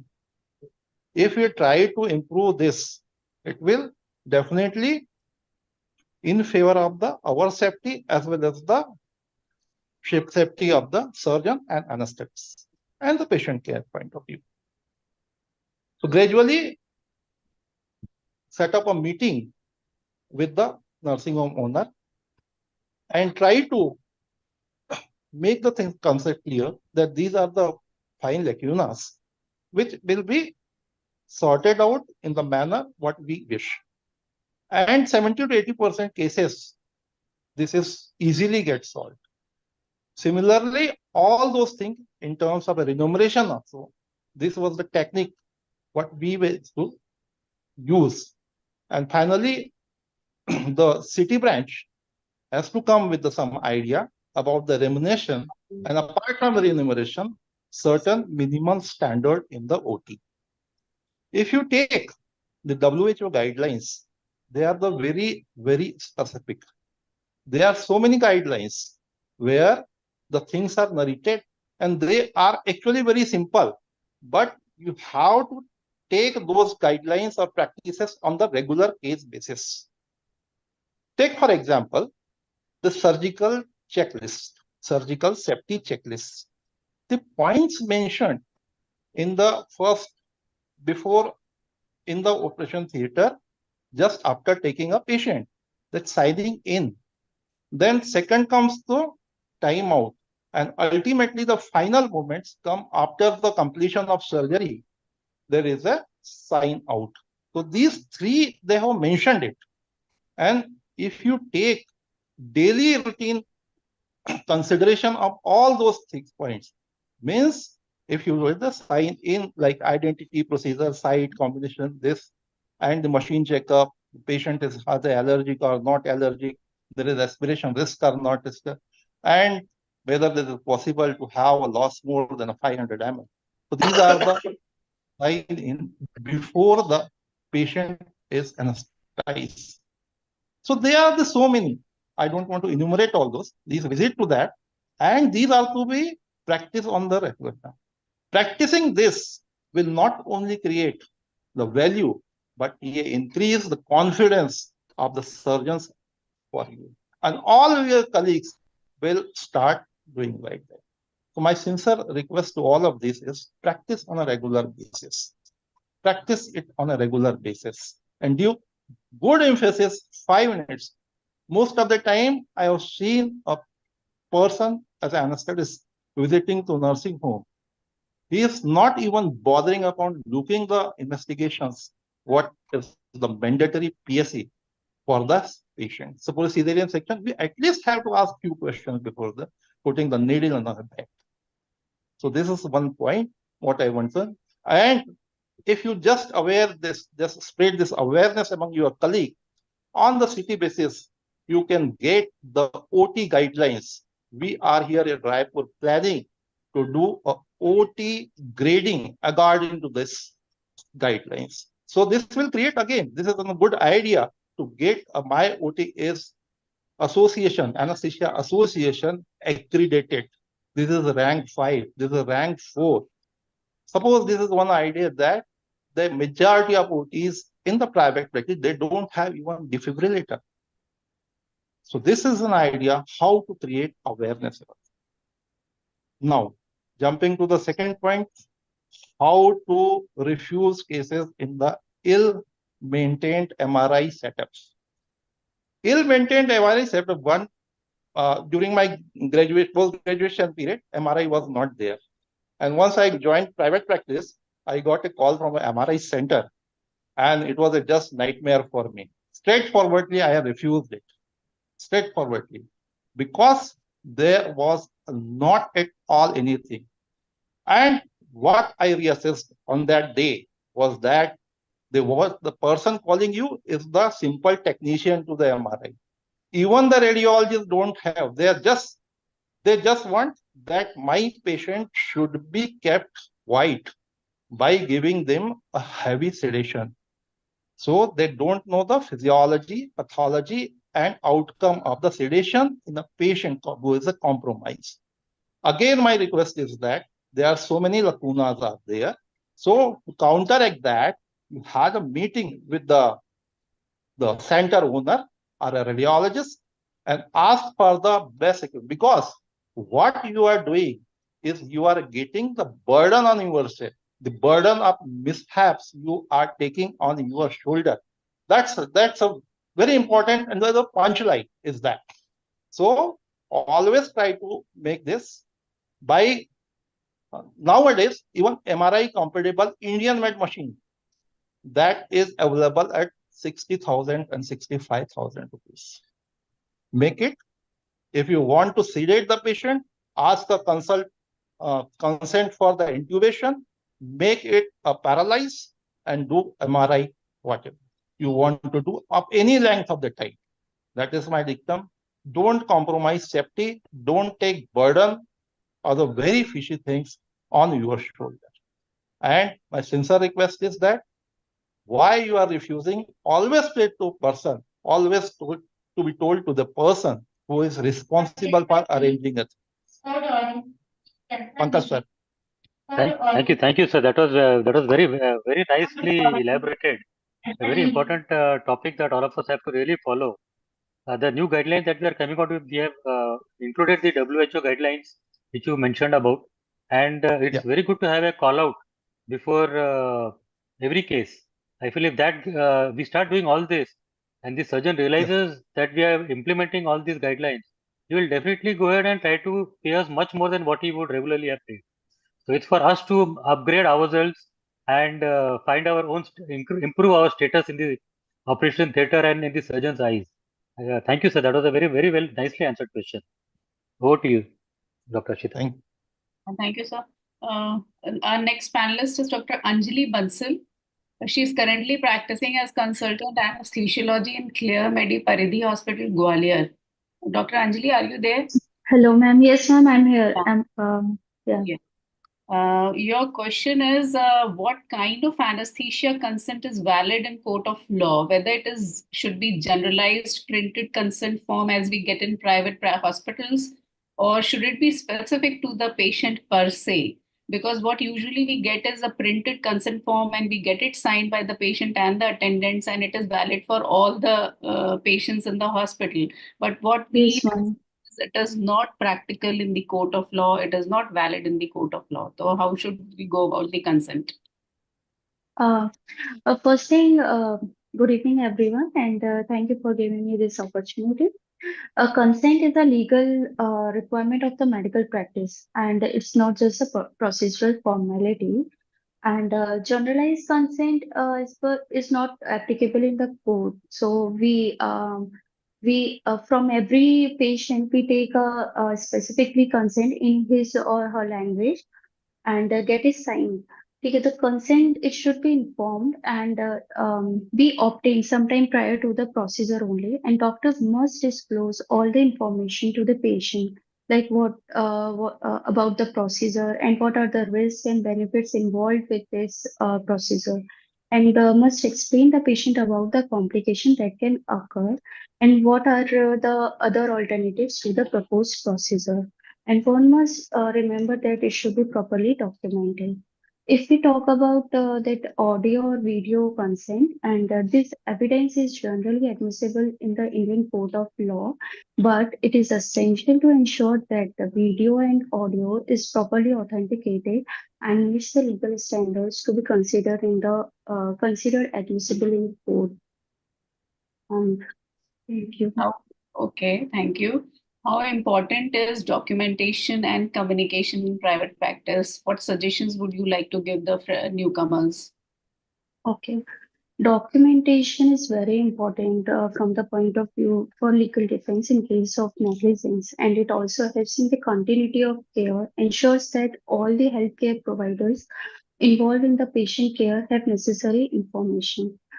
If we have a proper document, it also allows for the review and improvement of the practice and helps to identify the trends, complication, and areas of improvement. Accurate documentation is essential for billing and insurance purpose also. And there must be proper communication between with the patient and with the treating surgeon and the other healthcare team. Because if we are having open and clear communication with patient, it builds the trust and make them more likely to comply the pre and post operative instructions and less likely to file the complaints. And effective communication among the healthcare team is crucial to ensure everyone is aware about the patient's status and plans.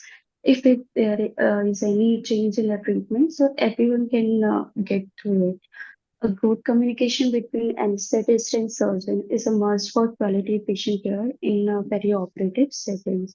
So it's very important to have a proper communication with the surgeon and even with the patient also. Yeah, thank you, Dr. Anjali. I fully agree with you, and thank you so much. Your inputs will definitely help our juniors who land into private practice. Thank you so much. Over Thank to you, you, ma'am. Vikas. Yeah, thank you so much. Now I would like to introduce our third panelist, Dr. Feroz Shah. He's from Indore and he's practicing as a freelancer for last 12 years in Indore. He currently is a treasurer of ICE Indore City branch and PPF coordinator for Indore City branch also. So we would like to hear you from Dr. Feroz about the group practice. What is your recommendation for group practice in for new coming anesthesiologist, and what is your idea about division of remuneration in that group practice? So how to go about it? Over to you, Dr. Feroz. I'm audible? Yes. Yeah, you are. Yes. Good evening, everybody. Thank you, Dr. Pankaj, Dr. Ashita, and Dr. Vikas for making me a part of this today's webinar. The question is the group practice. That is the more and more upcoming things in every city. The group practice means two or more anesthetists are working together in a predetermined area. They can share their academic professional skills and time. The foremost benefit, you never miss a case because of engagement in some other case. The group member can relieve you or can do that case, that case. The surgeons get confident by this. The surgeons get confidence that you are available most of the time whenever he or she calls you. So that is the best thing of the group practice, that the surgeon has the advantage that you are available all the time, basically 24/7, what you say. The other benefit is that the professional excellence can be given of the group members in a particular high risk case or a critical case. Means two or more anesthetists can be present in a critical case, whatever the critical case would be there, with no extra load of extra charges on the surgeons. That would be another benefit. And you get a paid vacations because the work is going on behind that when you are on the vacations. The remuneration would be equally distributed. That's why. And you can also manage the day and night time. That may be possible that some of the group member would be happy to do the night emergency cases, and he would be happy to the other one would be sleeping at that time. And the one more benefit of that freelancing is that group practice is that in freelancing we would sometimes we get no time, or we miss the PAC of some particular case in that other hospital. We are working in doing the case, and that PAC had been missed by us, or we cannot go through the. So in a group practice, that is the most important thing, that someone is residing at that hospital, nearby hospital, or going for another case, so he can do that PAC for you or for another case also for the next day. And as a group practice, you get that professional excellence be shared with you. Someone in a group, someone of your in a group member, he is particularly expertise in pediatric cases. So you can have a pediatric expert. You can grow your pediatric expertise by doing cases with them. So that is a good thing. Now, how to go for it? So we can have we can search for like-minded peoples that could be of the same age, or that would be elder, maybe possible 5 years elder or 5 years younger, or a senior one having a 2-3 younger anesthetists making a group. That we can do it. And the next one about the remunerations. The remunerations we can have. The first one it would be the equal share basis. Whatever we are getting the whole month, the cases and the remuneration, that would be divided equally with all the group members. But that can produce some differences, because some would be doing more emergencies, maybe possible some would be doing more work comparatively. The other one it would be the more work, more you get. That would be workload model. The more work, how many work you have done, maybe possible how many hours you can count it out, and you will get the remuneration. And the last one, the best one is like that, combination of this both. You get a guaranteed money, and plus according to your workload. If you are doing more workload, you will be getting the more incentives. Means guaranteed money plus incentives. That could be the best one.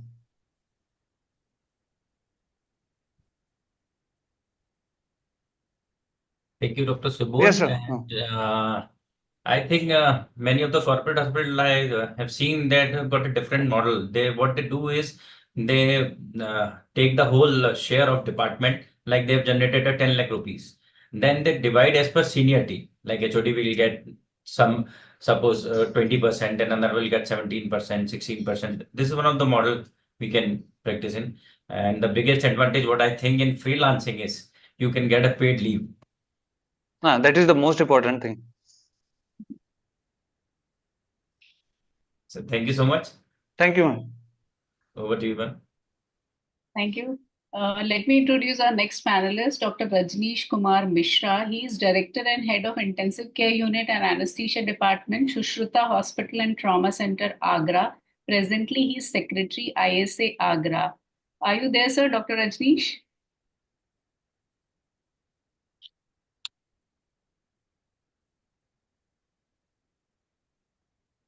Dr. Rajneesh? I think he's not there. Yes, ma'am. Hello. Okay. Hello. Sir, Am I audible? yes, sir. We would like to know, we would like to have your opinion on how should there be any difference in anesthesia charges for seniors and juniors in practice, and how much percent increase should be there in anesthesia charges and after how much period? We would like to have your opinion on this. Good evening, everyone, and it's a pleasure to be part of this webinar. Thank you so much, Pankaj sir and Dr. Sukhwinder sir. Actually, this is one of the most complex questions, whether the juniors and seniors are at par in anesthesia or not. Whosoever comes into the practice, they usually have the arguments that experience and skill level are important. It is not the age which should determine the charges. Both young and elderly doctors have undergone the similar trainings. They have standardized price, and that's why the standardized pricing should promote the fairness and simplicity, what they argue. But having said that, the elderly doctors have more experience and expertise. The younger doctors may be more up to date with the latest techniques, but elderly doctors may require more support or have different practice styles. So there is a lot of confusion in both of them. But what one should understand is that private practice is just like parenting. As we inculcate the moral values in the kids so that they have a bright future, and it always takes time to build up. Similar is the private practice. You will have to inculcate your moral values. You have to put the values which are ethically correct, so that you get your desired price, you get the desired result, what you are thinking of. So in my opinion, what is important most in the practice is that always stick to your education, what you have been taught. The charges should reflect the value of the services provided, considering the factors like experience, expertise, and service complexity, rather than solely based on the age. Because age, yes, it matters because it is going to add the experience to it. But having said that, important is also that what service you are providing, how much up to date you are, and what type of cases you are dealing with. Now, regarding the frequency of the revising anesthesia charges, it all depends on the various factors, like it is dependent upon the inflation and cost of the living adjustments, advances in the medical technology, changes in the healthcare policies, evolving the patient needs and expectations. What we can consider is that either there may be increment in the charges on the annual basis, which may be on the basis of the account of for the inflation or the minor changes, whatever we may consider to be. It may be about 2 to 5%. It may be done even 2 yearly, just to see or just to reflect the moderate changes in the technologies, policies, or market conditions. You can even consider every 3-year increments just to accommodate the significant updates, whatever is going on in the market, or every 5 years for more comprehensive reviews, which includes the major technological advancements which are there, then and there everywhere, or substantial shifts in the healthcare landscapes.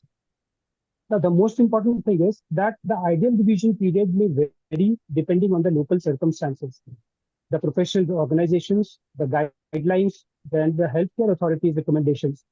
For example, even the IMA and the FOXI, they have recommended the revision of the charges every 2 to 3 years on account of the inflation and the changes in the healthcare practices.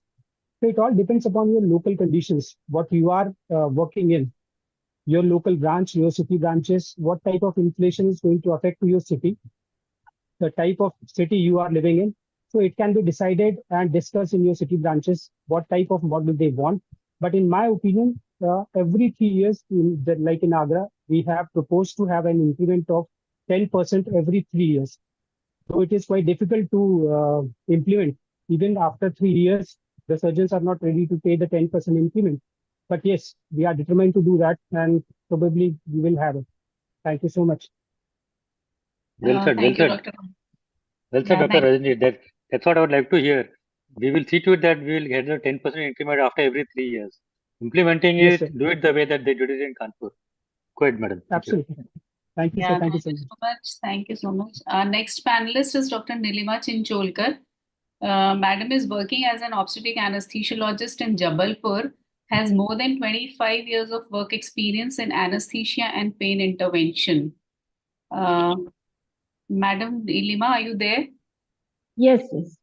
Yeah, thank I'm you. audible. I'm audible. Yes, ma'am. Yes, ma'am. Yes. We would like to have your suggestions on time management for freelancers and how to manage stress in our busy life. What do you opine them? Okay. Good question. First of all, thank you, Ashita, and all PPF webinar members to giving me the opportunity. My suggestions on time management for freelancers. First of all, freelancers are of two types. First, one who is totally freelancer. And second, another one is who is partially attached to any nursing home or hospitals, either daily for fixed hours or duty hours, or few days in a week, where the 2-3 anesthetists, panel of anesthetists are there, and they fix their own weekdays for practicing. And truly speaking, in initial days of practice, we have to remain available 24/7, round the clock, because we are called only in emergency and non-planned cases. And after proving the skill in emergency cases, we start getting calls for routine cases. Even after getting fixed attachments to 2 or 3 hospitals, one can work as a freelancer. And as far as managing of overlapping the cases is concerned, one should try to avoid the consecutive cases without sufficient delay of time at 2 different hospitals. Because complication in any case or delay in reaching from one place to another place is unpredictable. Therefore, one should remain for 2-3 places, and this, whatever I suggested, I practiced, and till now I am practicing. And second is how we remain stress free. To start answering this question, I quote the last shloka of 18th Adhyaya of Gita, which is Srimad Bhagavad Gita, which is recited by Sanjay. Yatra Yogeshwarah Krishno, Yatra Partho Dhanurdhara, Tatra Shrir Vijayo Bhutir Dhruva Nitir Matirnama. That is, the meaning is, whenever there is Lord Shri Krishna, the master of all mystics, and whenever there is Arjuna, the supreme archer, there will also certainly be opulence, victory, extraordinary power, and morality. Here, Lord Krishna is mind fitness, and Arjuna is the body fitness.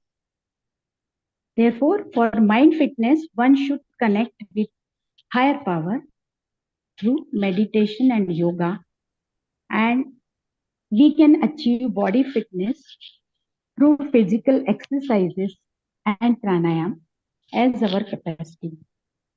These things can help us in remaining calm in adverse and complicated situations in life. Therefore, good mental and physical health should be our first priority. Last but not the least, selection of the patient in practice, proper pre-anesthetic checkup, keeping option of plan B for type of anesthesia in difficult cases, and having standby availability of a trustworthy colleague may reduce the stress. Like this, we can reduce the stress in our professional and daily life. Thank you. Thank you for all. Thank you very much, ma'am, for sharing your stress buster techniques with us and how to create balance in our busy life. Thank you so much, ma'am. Over to you, Dr. Vikas.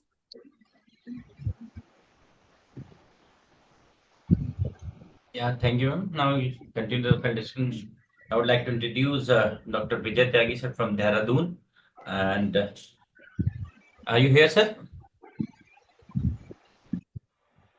Dr. Vijay Prakash Tyagi sir? Hey.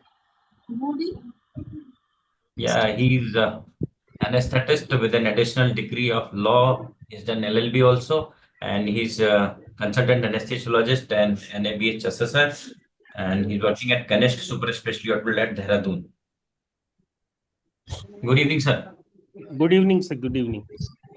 So we would like to hear from you and from your experience that what is your message to young brigade about the retirement, and that is not only financial, but how to grow with this and cope up with this retirement. You have to make yourself busy in some creative things. And basically how youngsters should manage between this, make a balance between professional and personal life. Thank you, sir. Thank you for inviting me as a speaker. So what I want to say about is both professional and personal life are important for us. It's challenging job for anybody to keep balance in it, and you cannot ignore one over another. Though priority changes with the time, sometimes professional life becomes more important and sometimes personal life becomes more important. So for professional life, you have to set your goals. The number of cases you want to do, the number of hours you want to spend in your professional life. You have to set a goal, make a team, delegate your duties. Sometimes if you cannot do this case, then delegate it to someone else. Maintain high standard, never compromise on the safety. Plan your work in advance. Build a relationship with the colleagues and the hospital. And when it comes to the personal life, again, that is very important, and balance has to be maintained. A specific time for work. Don't take the tension of the hospital of your work to your home, and because that disturbs the personal life of yours, matlab ours, and our family also. So our time is also, matlab our time also belongs to our family.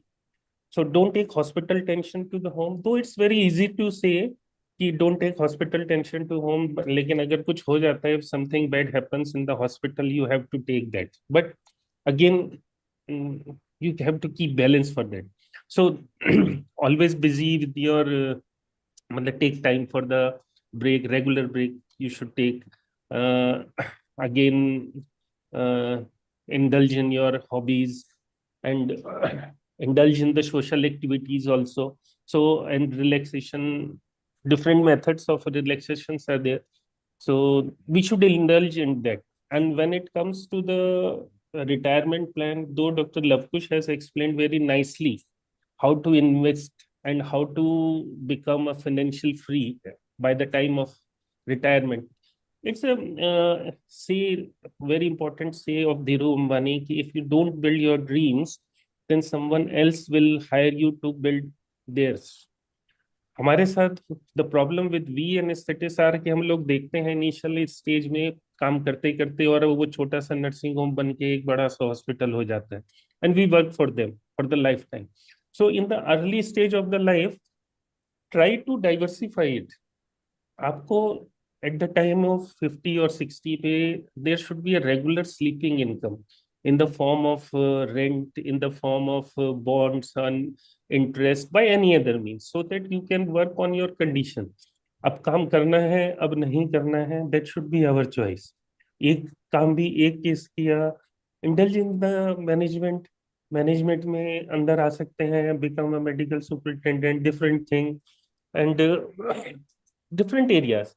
If you don't want to practice anesthesia or मतलब take the high risk cases, जो असली tension उसी चीज की होती है, working in your own conditions in the different specialty of our own, like critical care, anesthesia, pain management. Because if you invest say 10 years in the pain management, then ये आपके अपने हैं. If you invest 20 years 25 years into the anesthesia, वो बाद में anesthesia में retirement पे आपके नहीं होते, somebody else will replace you, और वो आपका जो investment है टाइम का वो वेस्ट हो जाता है.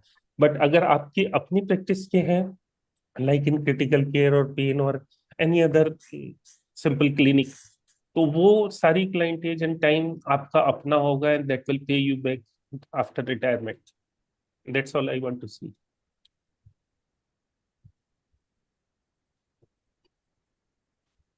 Yes, sir. Over to you, Achita. Yeah, thank you, Vikas.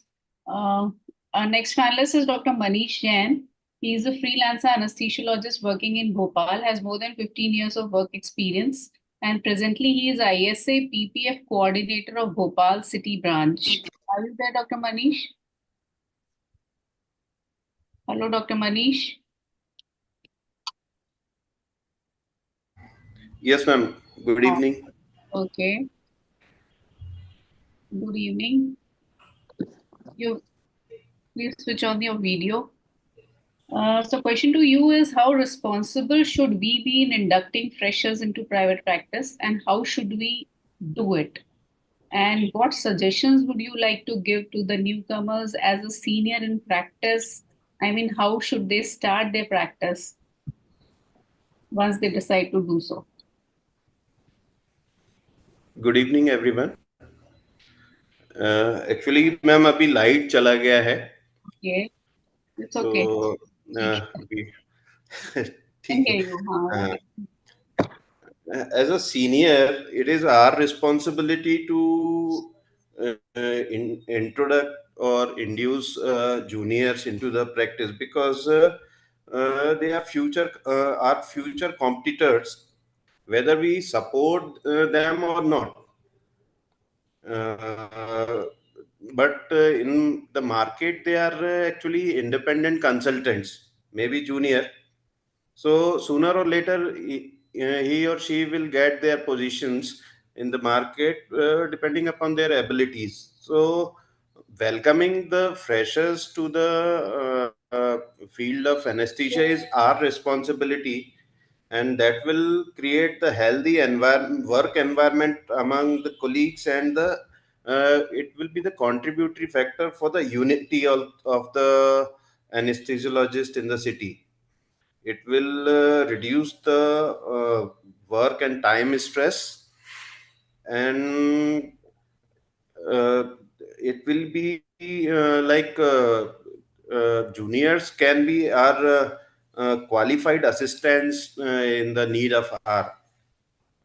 And if we take the responsibility of inducing the freshers, then there are very little chances that they will become black sheep later on.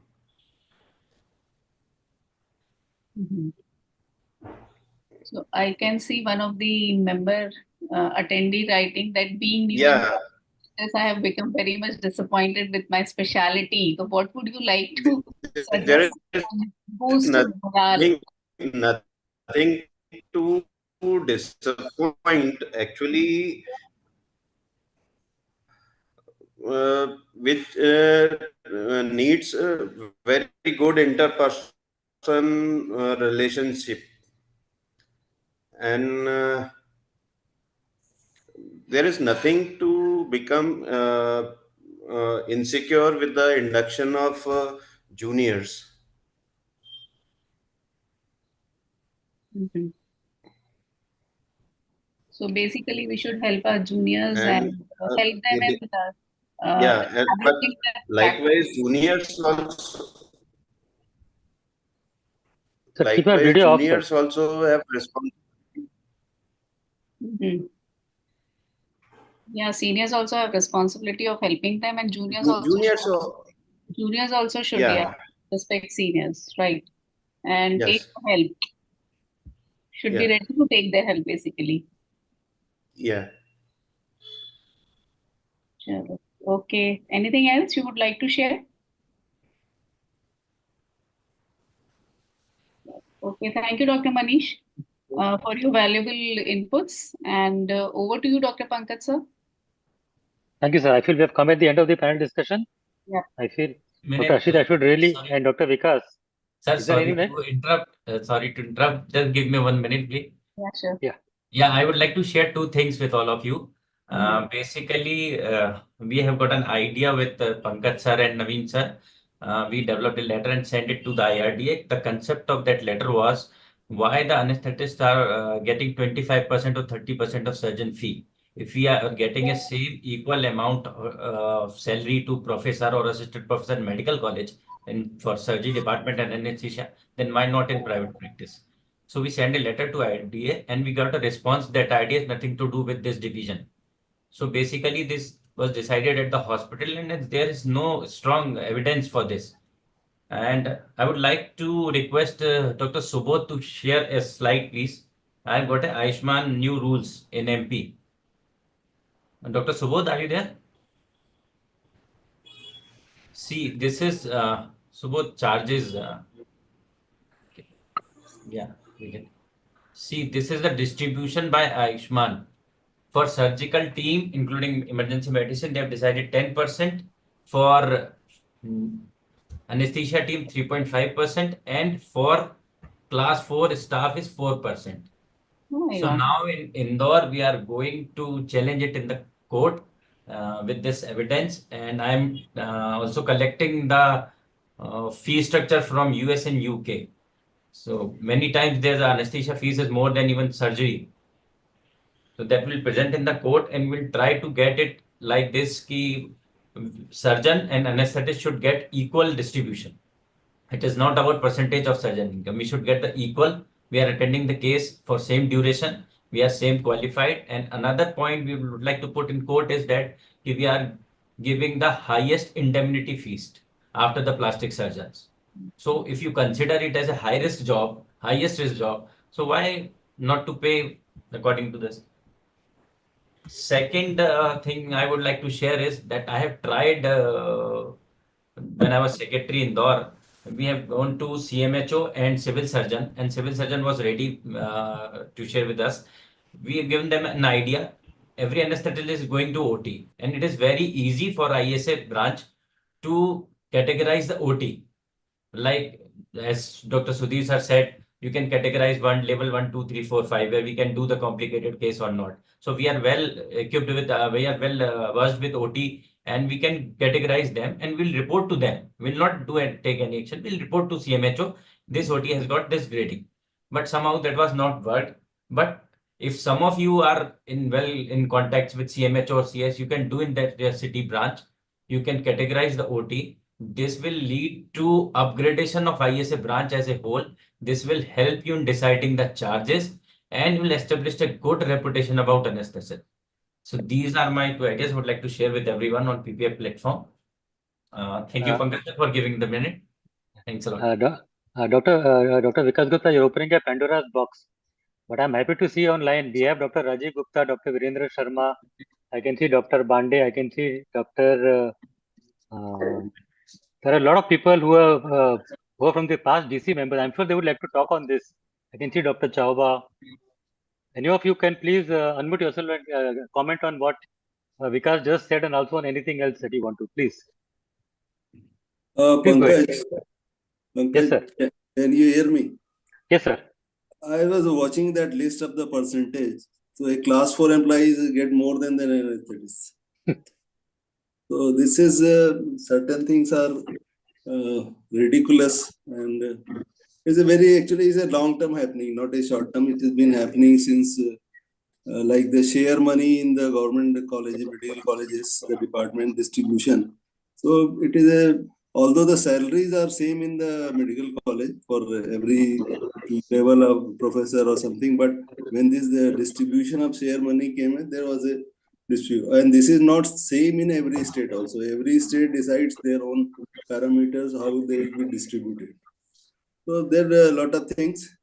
And like Dr. Vikas was saying, IRDA, naturally IRDA has nothing to do with individual profession.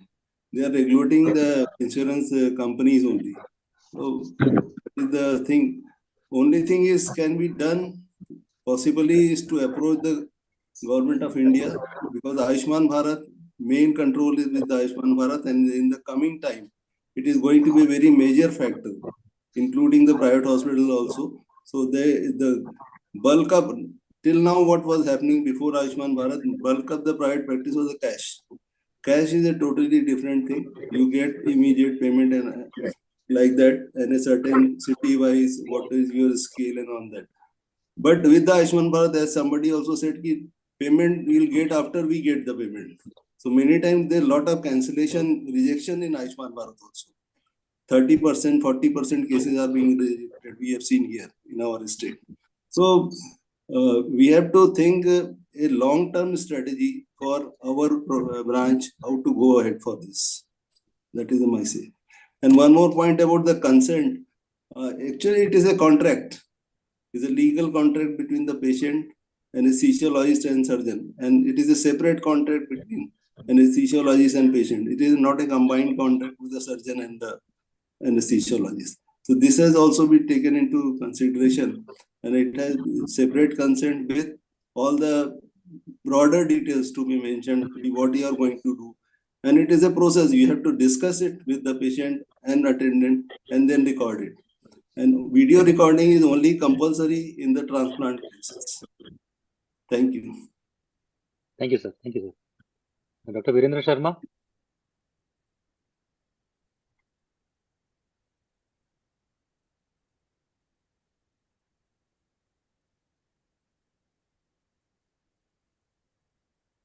Please unmute yourself, sir.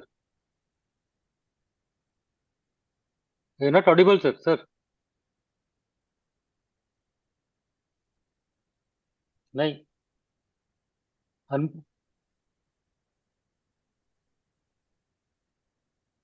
Bring your microphone near you. Sir, you're not audible. Hello? Yes, now we can hear you. Oh. Actually, this issue, we went to insurance regulatory and approached the higher authorities also. So their response was that basically we make a contract with the hospital, so it's difficult for us to divide what to give to surgeon and what to give to anesthesiologist or the hospital share and all. Now, same story, the CGHS also, they refuse to interfere in the system. What I fear is that even in Ayushman, because it's also like a government package, nobody wants to go into bifurcation of charges. So, Dr. Vikas, what he was saying that he may go to court, the court will also send notices to central government or other authorities. I'm not very sure what will happen on these decisions, because this issue, CGHS and PPF, we've been trying. It's not that we have not tried, wrote so many letters, even personally approached our colleagues also who had influences in TPA and all. But basically they say, see, whether it is Ayushman or CGHS, that we have a contract with the hospital. Now it is up to the hospital. They can divide, but they don't want to divide. That breakup they don't want to make, because they want to leave it to the hospital. It is their headache. Now what is left to us? So it's basically a numbers game. Places where you have high number of anesthesiologists, they are the sufferers. Places where the anesthesiologists are less, they refuse. So definitely that person will take away more money from that package and give it to the anesthesiologist. And the future, the way government is increasing our seats, I mean, apart from the increased number of degree seats, all of you must be knowing last 2 years, so many diploma DNB.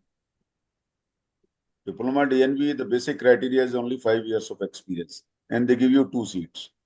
So they want to increase the number of anesthesiologists all across the country. Now, what will be the future of those who are, I know it's late, but would like to share, apart from this, Dr. Vikas query. Yesterday, since I've been involved with the ISA Financial and Stocks Group, so yesterday I did a poll about the members of 700. What is your area like?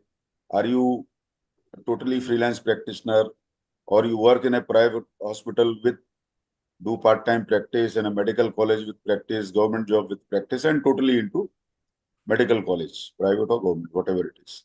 Majority is doing practice. The second question which was clubbed with this was, how much is your secondary source of income? So on that front, it's a very encouraging sign that many of our colleagues, see this situation, we'll keep on fighting our local units, I mean the city branch, the state and the national ISA.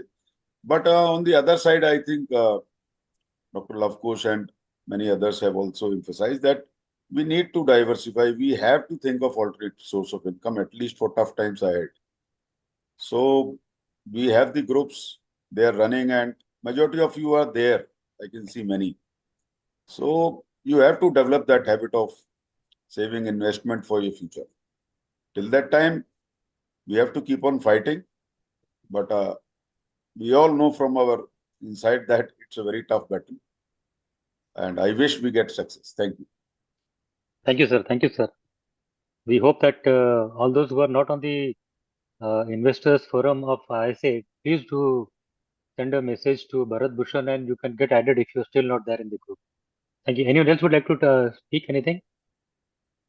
I can see Dr. Rajiv Gupta. Yeah, good Yes. evening, everyone. Good evening, Rajiv. Pankaj. Yeah, I heard all of them, Vikas, Dr. Mahesh, Dr. Virendra, and so many others also. And in a way, I agree to each of them. But as far as systems are concerned, in anesthesiology, there are two types. Means one is sharing basis, and another is salary basis. So in many corporates and private hospitals, it's the salary-based system, where anesthesiologists get at par with the surgeons, those who are on rolls.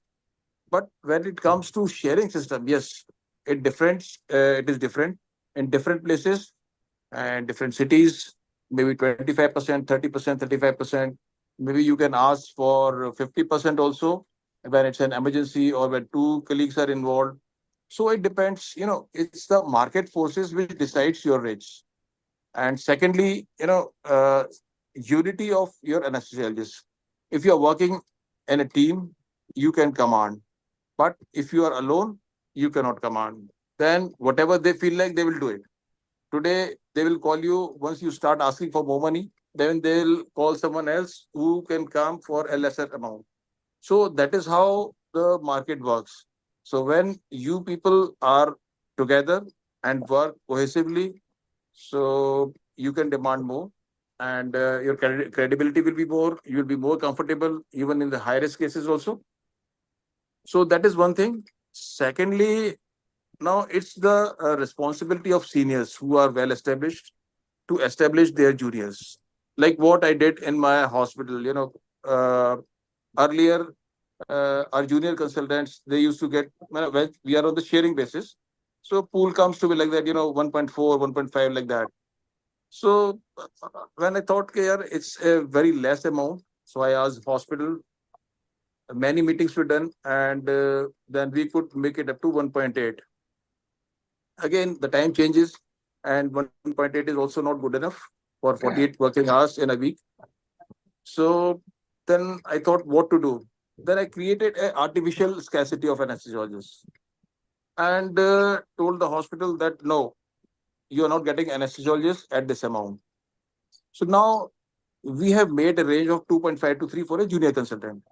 So it is the responsibility of the seniors how to accommodate these juniors and help them out in getting their finance in a better way. Because, in the earlier stage, they need more money rather than the seniors who are well established, their financial stability is there, they are earning from other sources also. But then you have to lead them to in a way that professionally also they are satisfied and ask them to develop a habit of secondary income. What Virendra was telling. So this is my take and my advice to all of us. Thank you. Well said, sir. I feel there should be more seniors like you all around the country. Every city should have someone like a Dr. Rajiv Gupta so that they can guide the juniors and definitely help in increasing their remuneration. Thank you. Thank you. Thanks a lot, sir, for being online. Does anyone want to talk anything? Or we call it a day? Please raise a hand if anyone wants to speak. Another good thing I would like to share is that recently, day before yesterday, MP government published an ad for anesthesiologist to run their contractual basis for this first referral unit they called, and the salary promised in newspaper is 3 lakh rupees. Oh, that's great. Can I add to you, Dr. Vikas? Yeah, sure. In UP, there was an auction because they were not getting. And one anesthesiologist quoted 4.5 lakhs and she got it. So they also know there is scarcity, but yeah, nobody there are some wants positive to. things also, sir. I know that's a great difficult battle to fight, but I think we should start somewhere and exactly. We are already into the process. Of Yes, course, on this point, we have not gone to the court. And rather than you going, I would suggest if we can convince the national body somehow and they can get a approval from the general bodies for financial support. Then if the national body goes, then we have more chances of hearing to our view rather than at the city or state. yeah, definitely, sir. That's a good idea. Yeah, I feel Dr. Virendra, Dr. Vikas, Dr. Rajiv should all come forward and maybe form a sort of forum by which we can take this lead permanently, whether you are an office bearer of ISA or not. I mean, this just came to my mind just now when Virendra suggested this. We should have a proper forum of anesthesiologists from all over the country to work on this cause. If something like that can be done, it will be great for the members of ISA and all the private practitioners. Dr. Rajendra Chauhan, would you like to speak anything? I can see he's still online. Or anyone else would have to speak, please unmute yourself, or else we'll call it a day after a minute. Good evening, everyone. Yeah, please come in. I want to ask one query, sir. Actually, I am working in Pune. I am freelance anesthetist, sir. Everyone is talking about the second income. So I just want to know what kind of second income the seniors are getting and how we can generate that. Did you hear to the I'll whole answer, sir. lectures? Sir, Okay, I will good. answer in short to her and for benefit of majority. See, second income means how much, the least, I will start from the bottom line.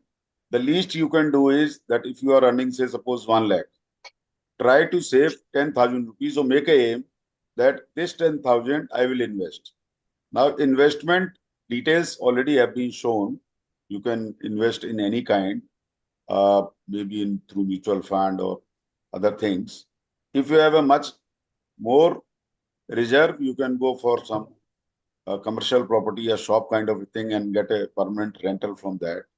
So, different investment opportunities. See, all these things we have been teaching our colleagues since 2017. It is now almost 7 years, more than 7 years. All your queries, different modes of investment, what benefit, what is the drawback. We have many experts.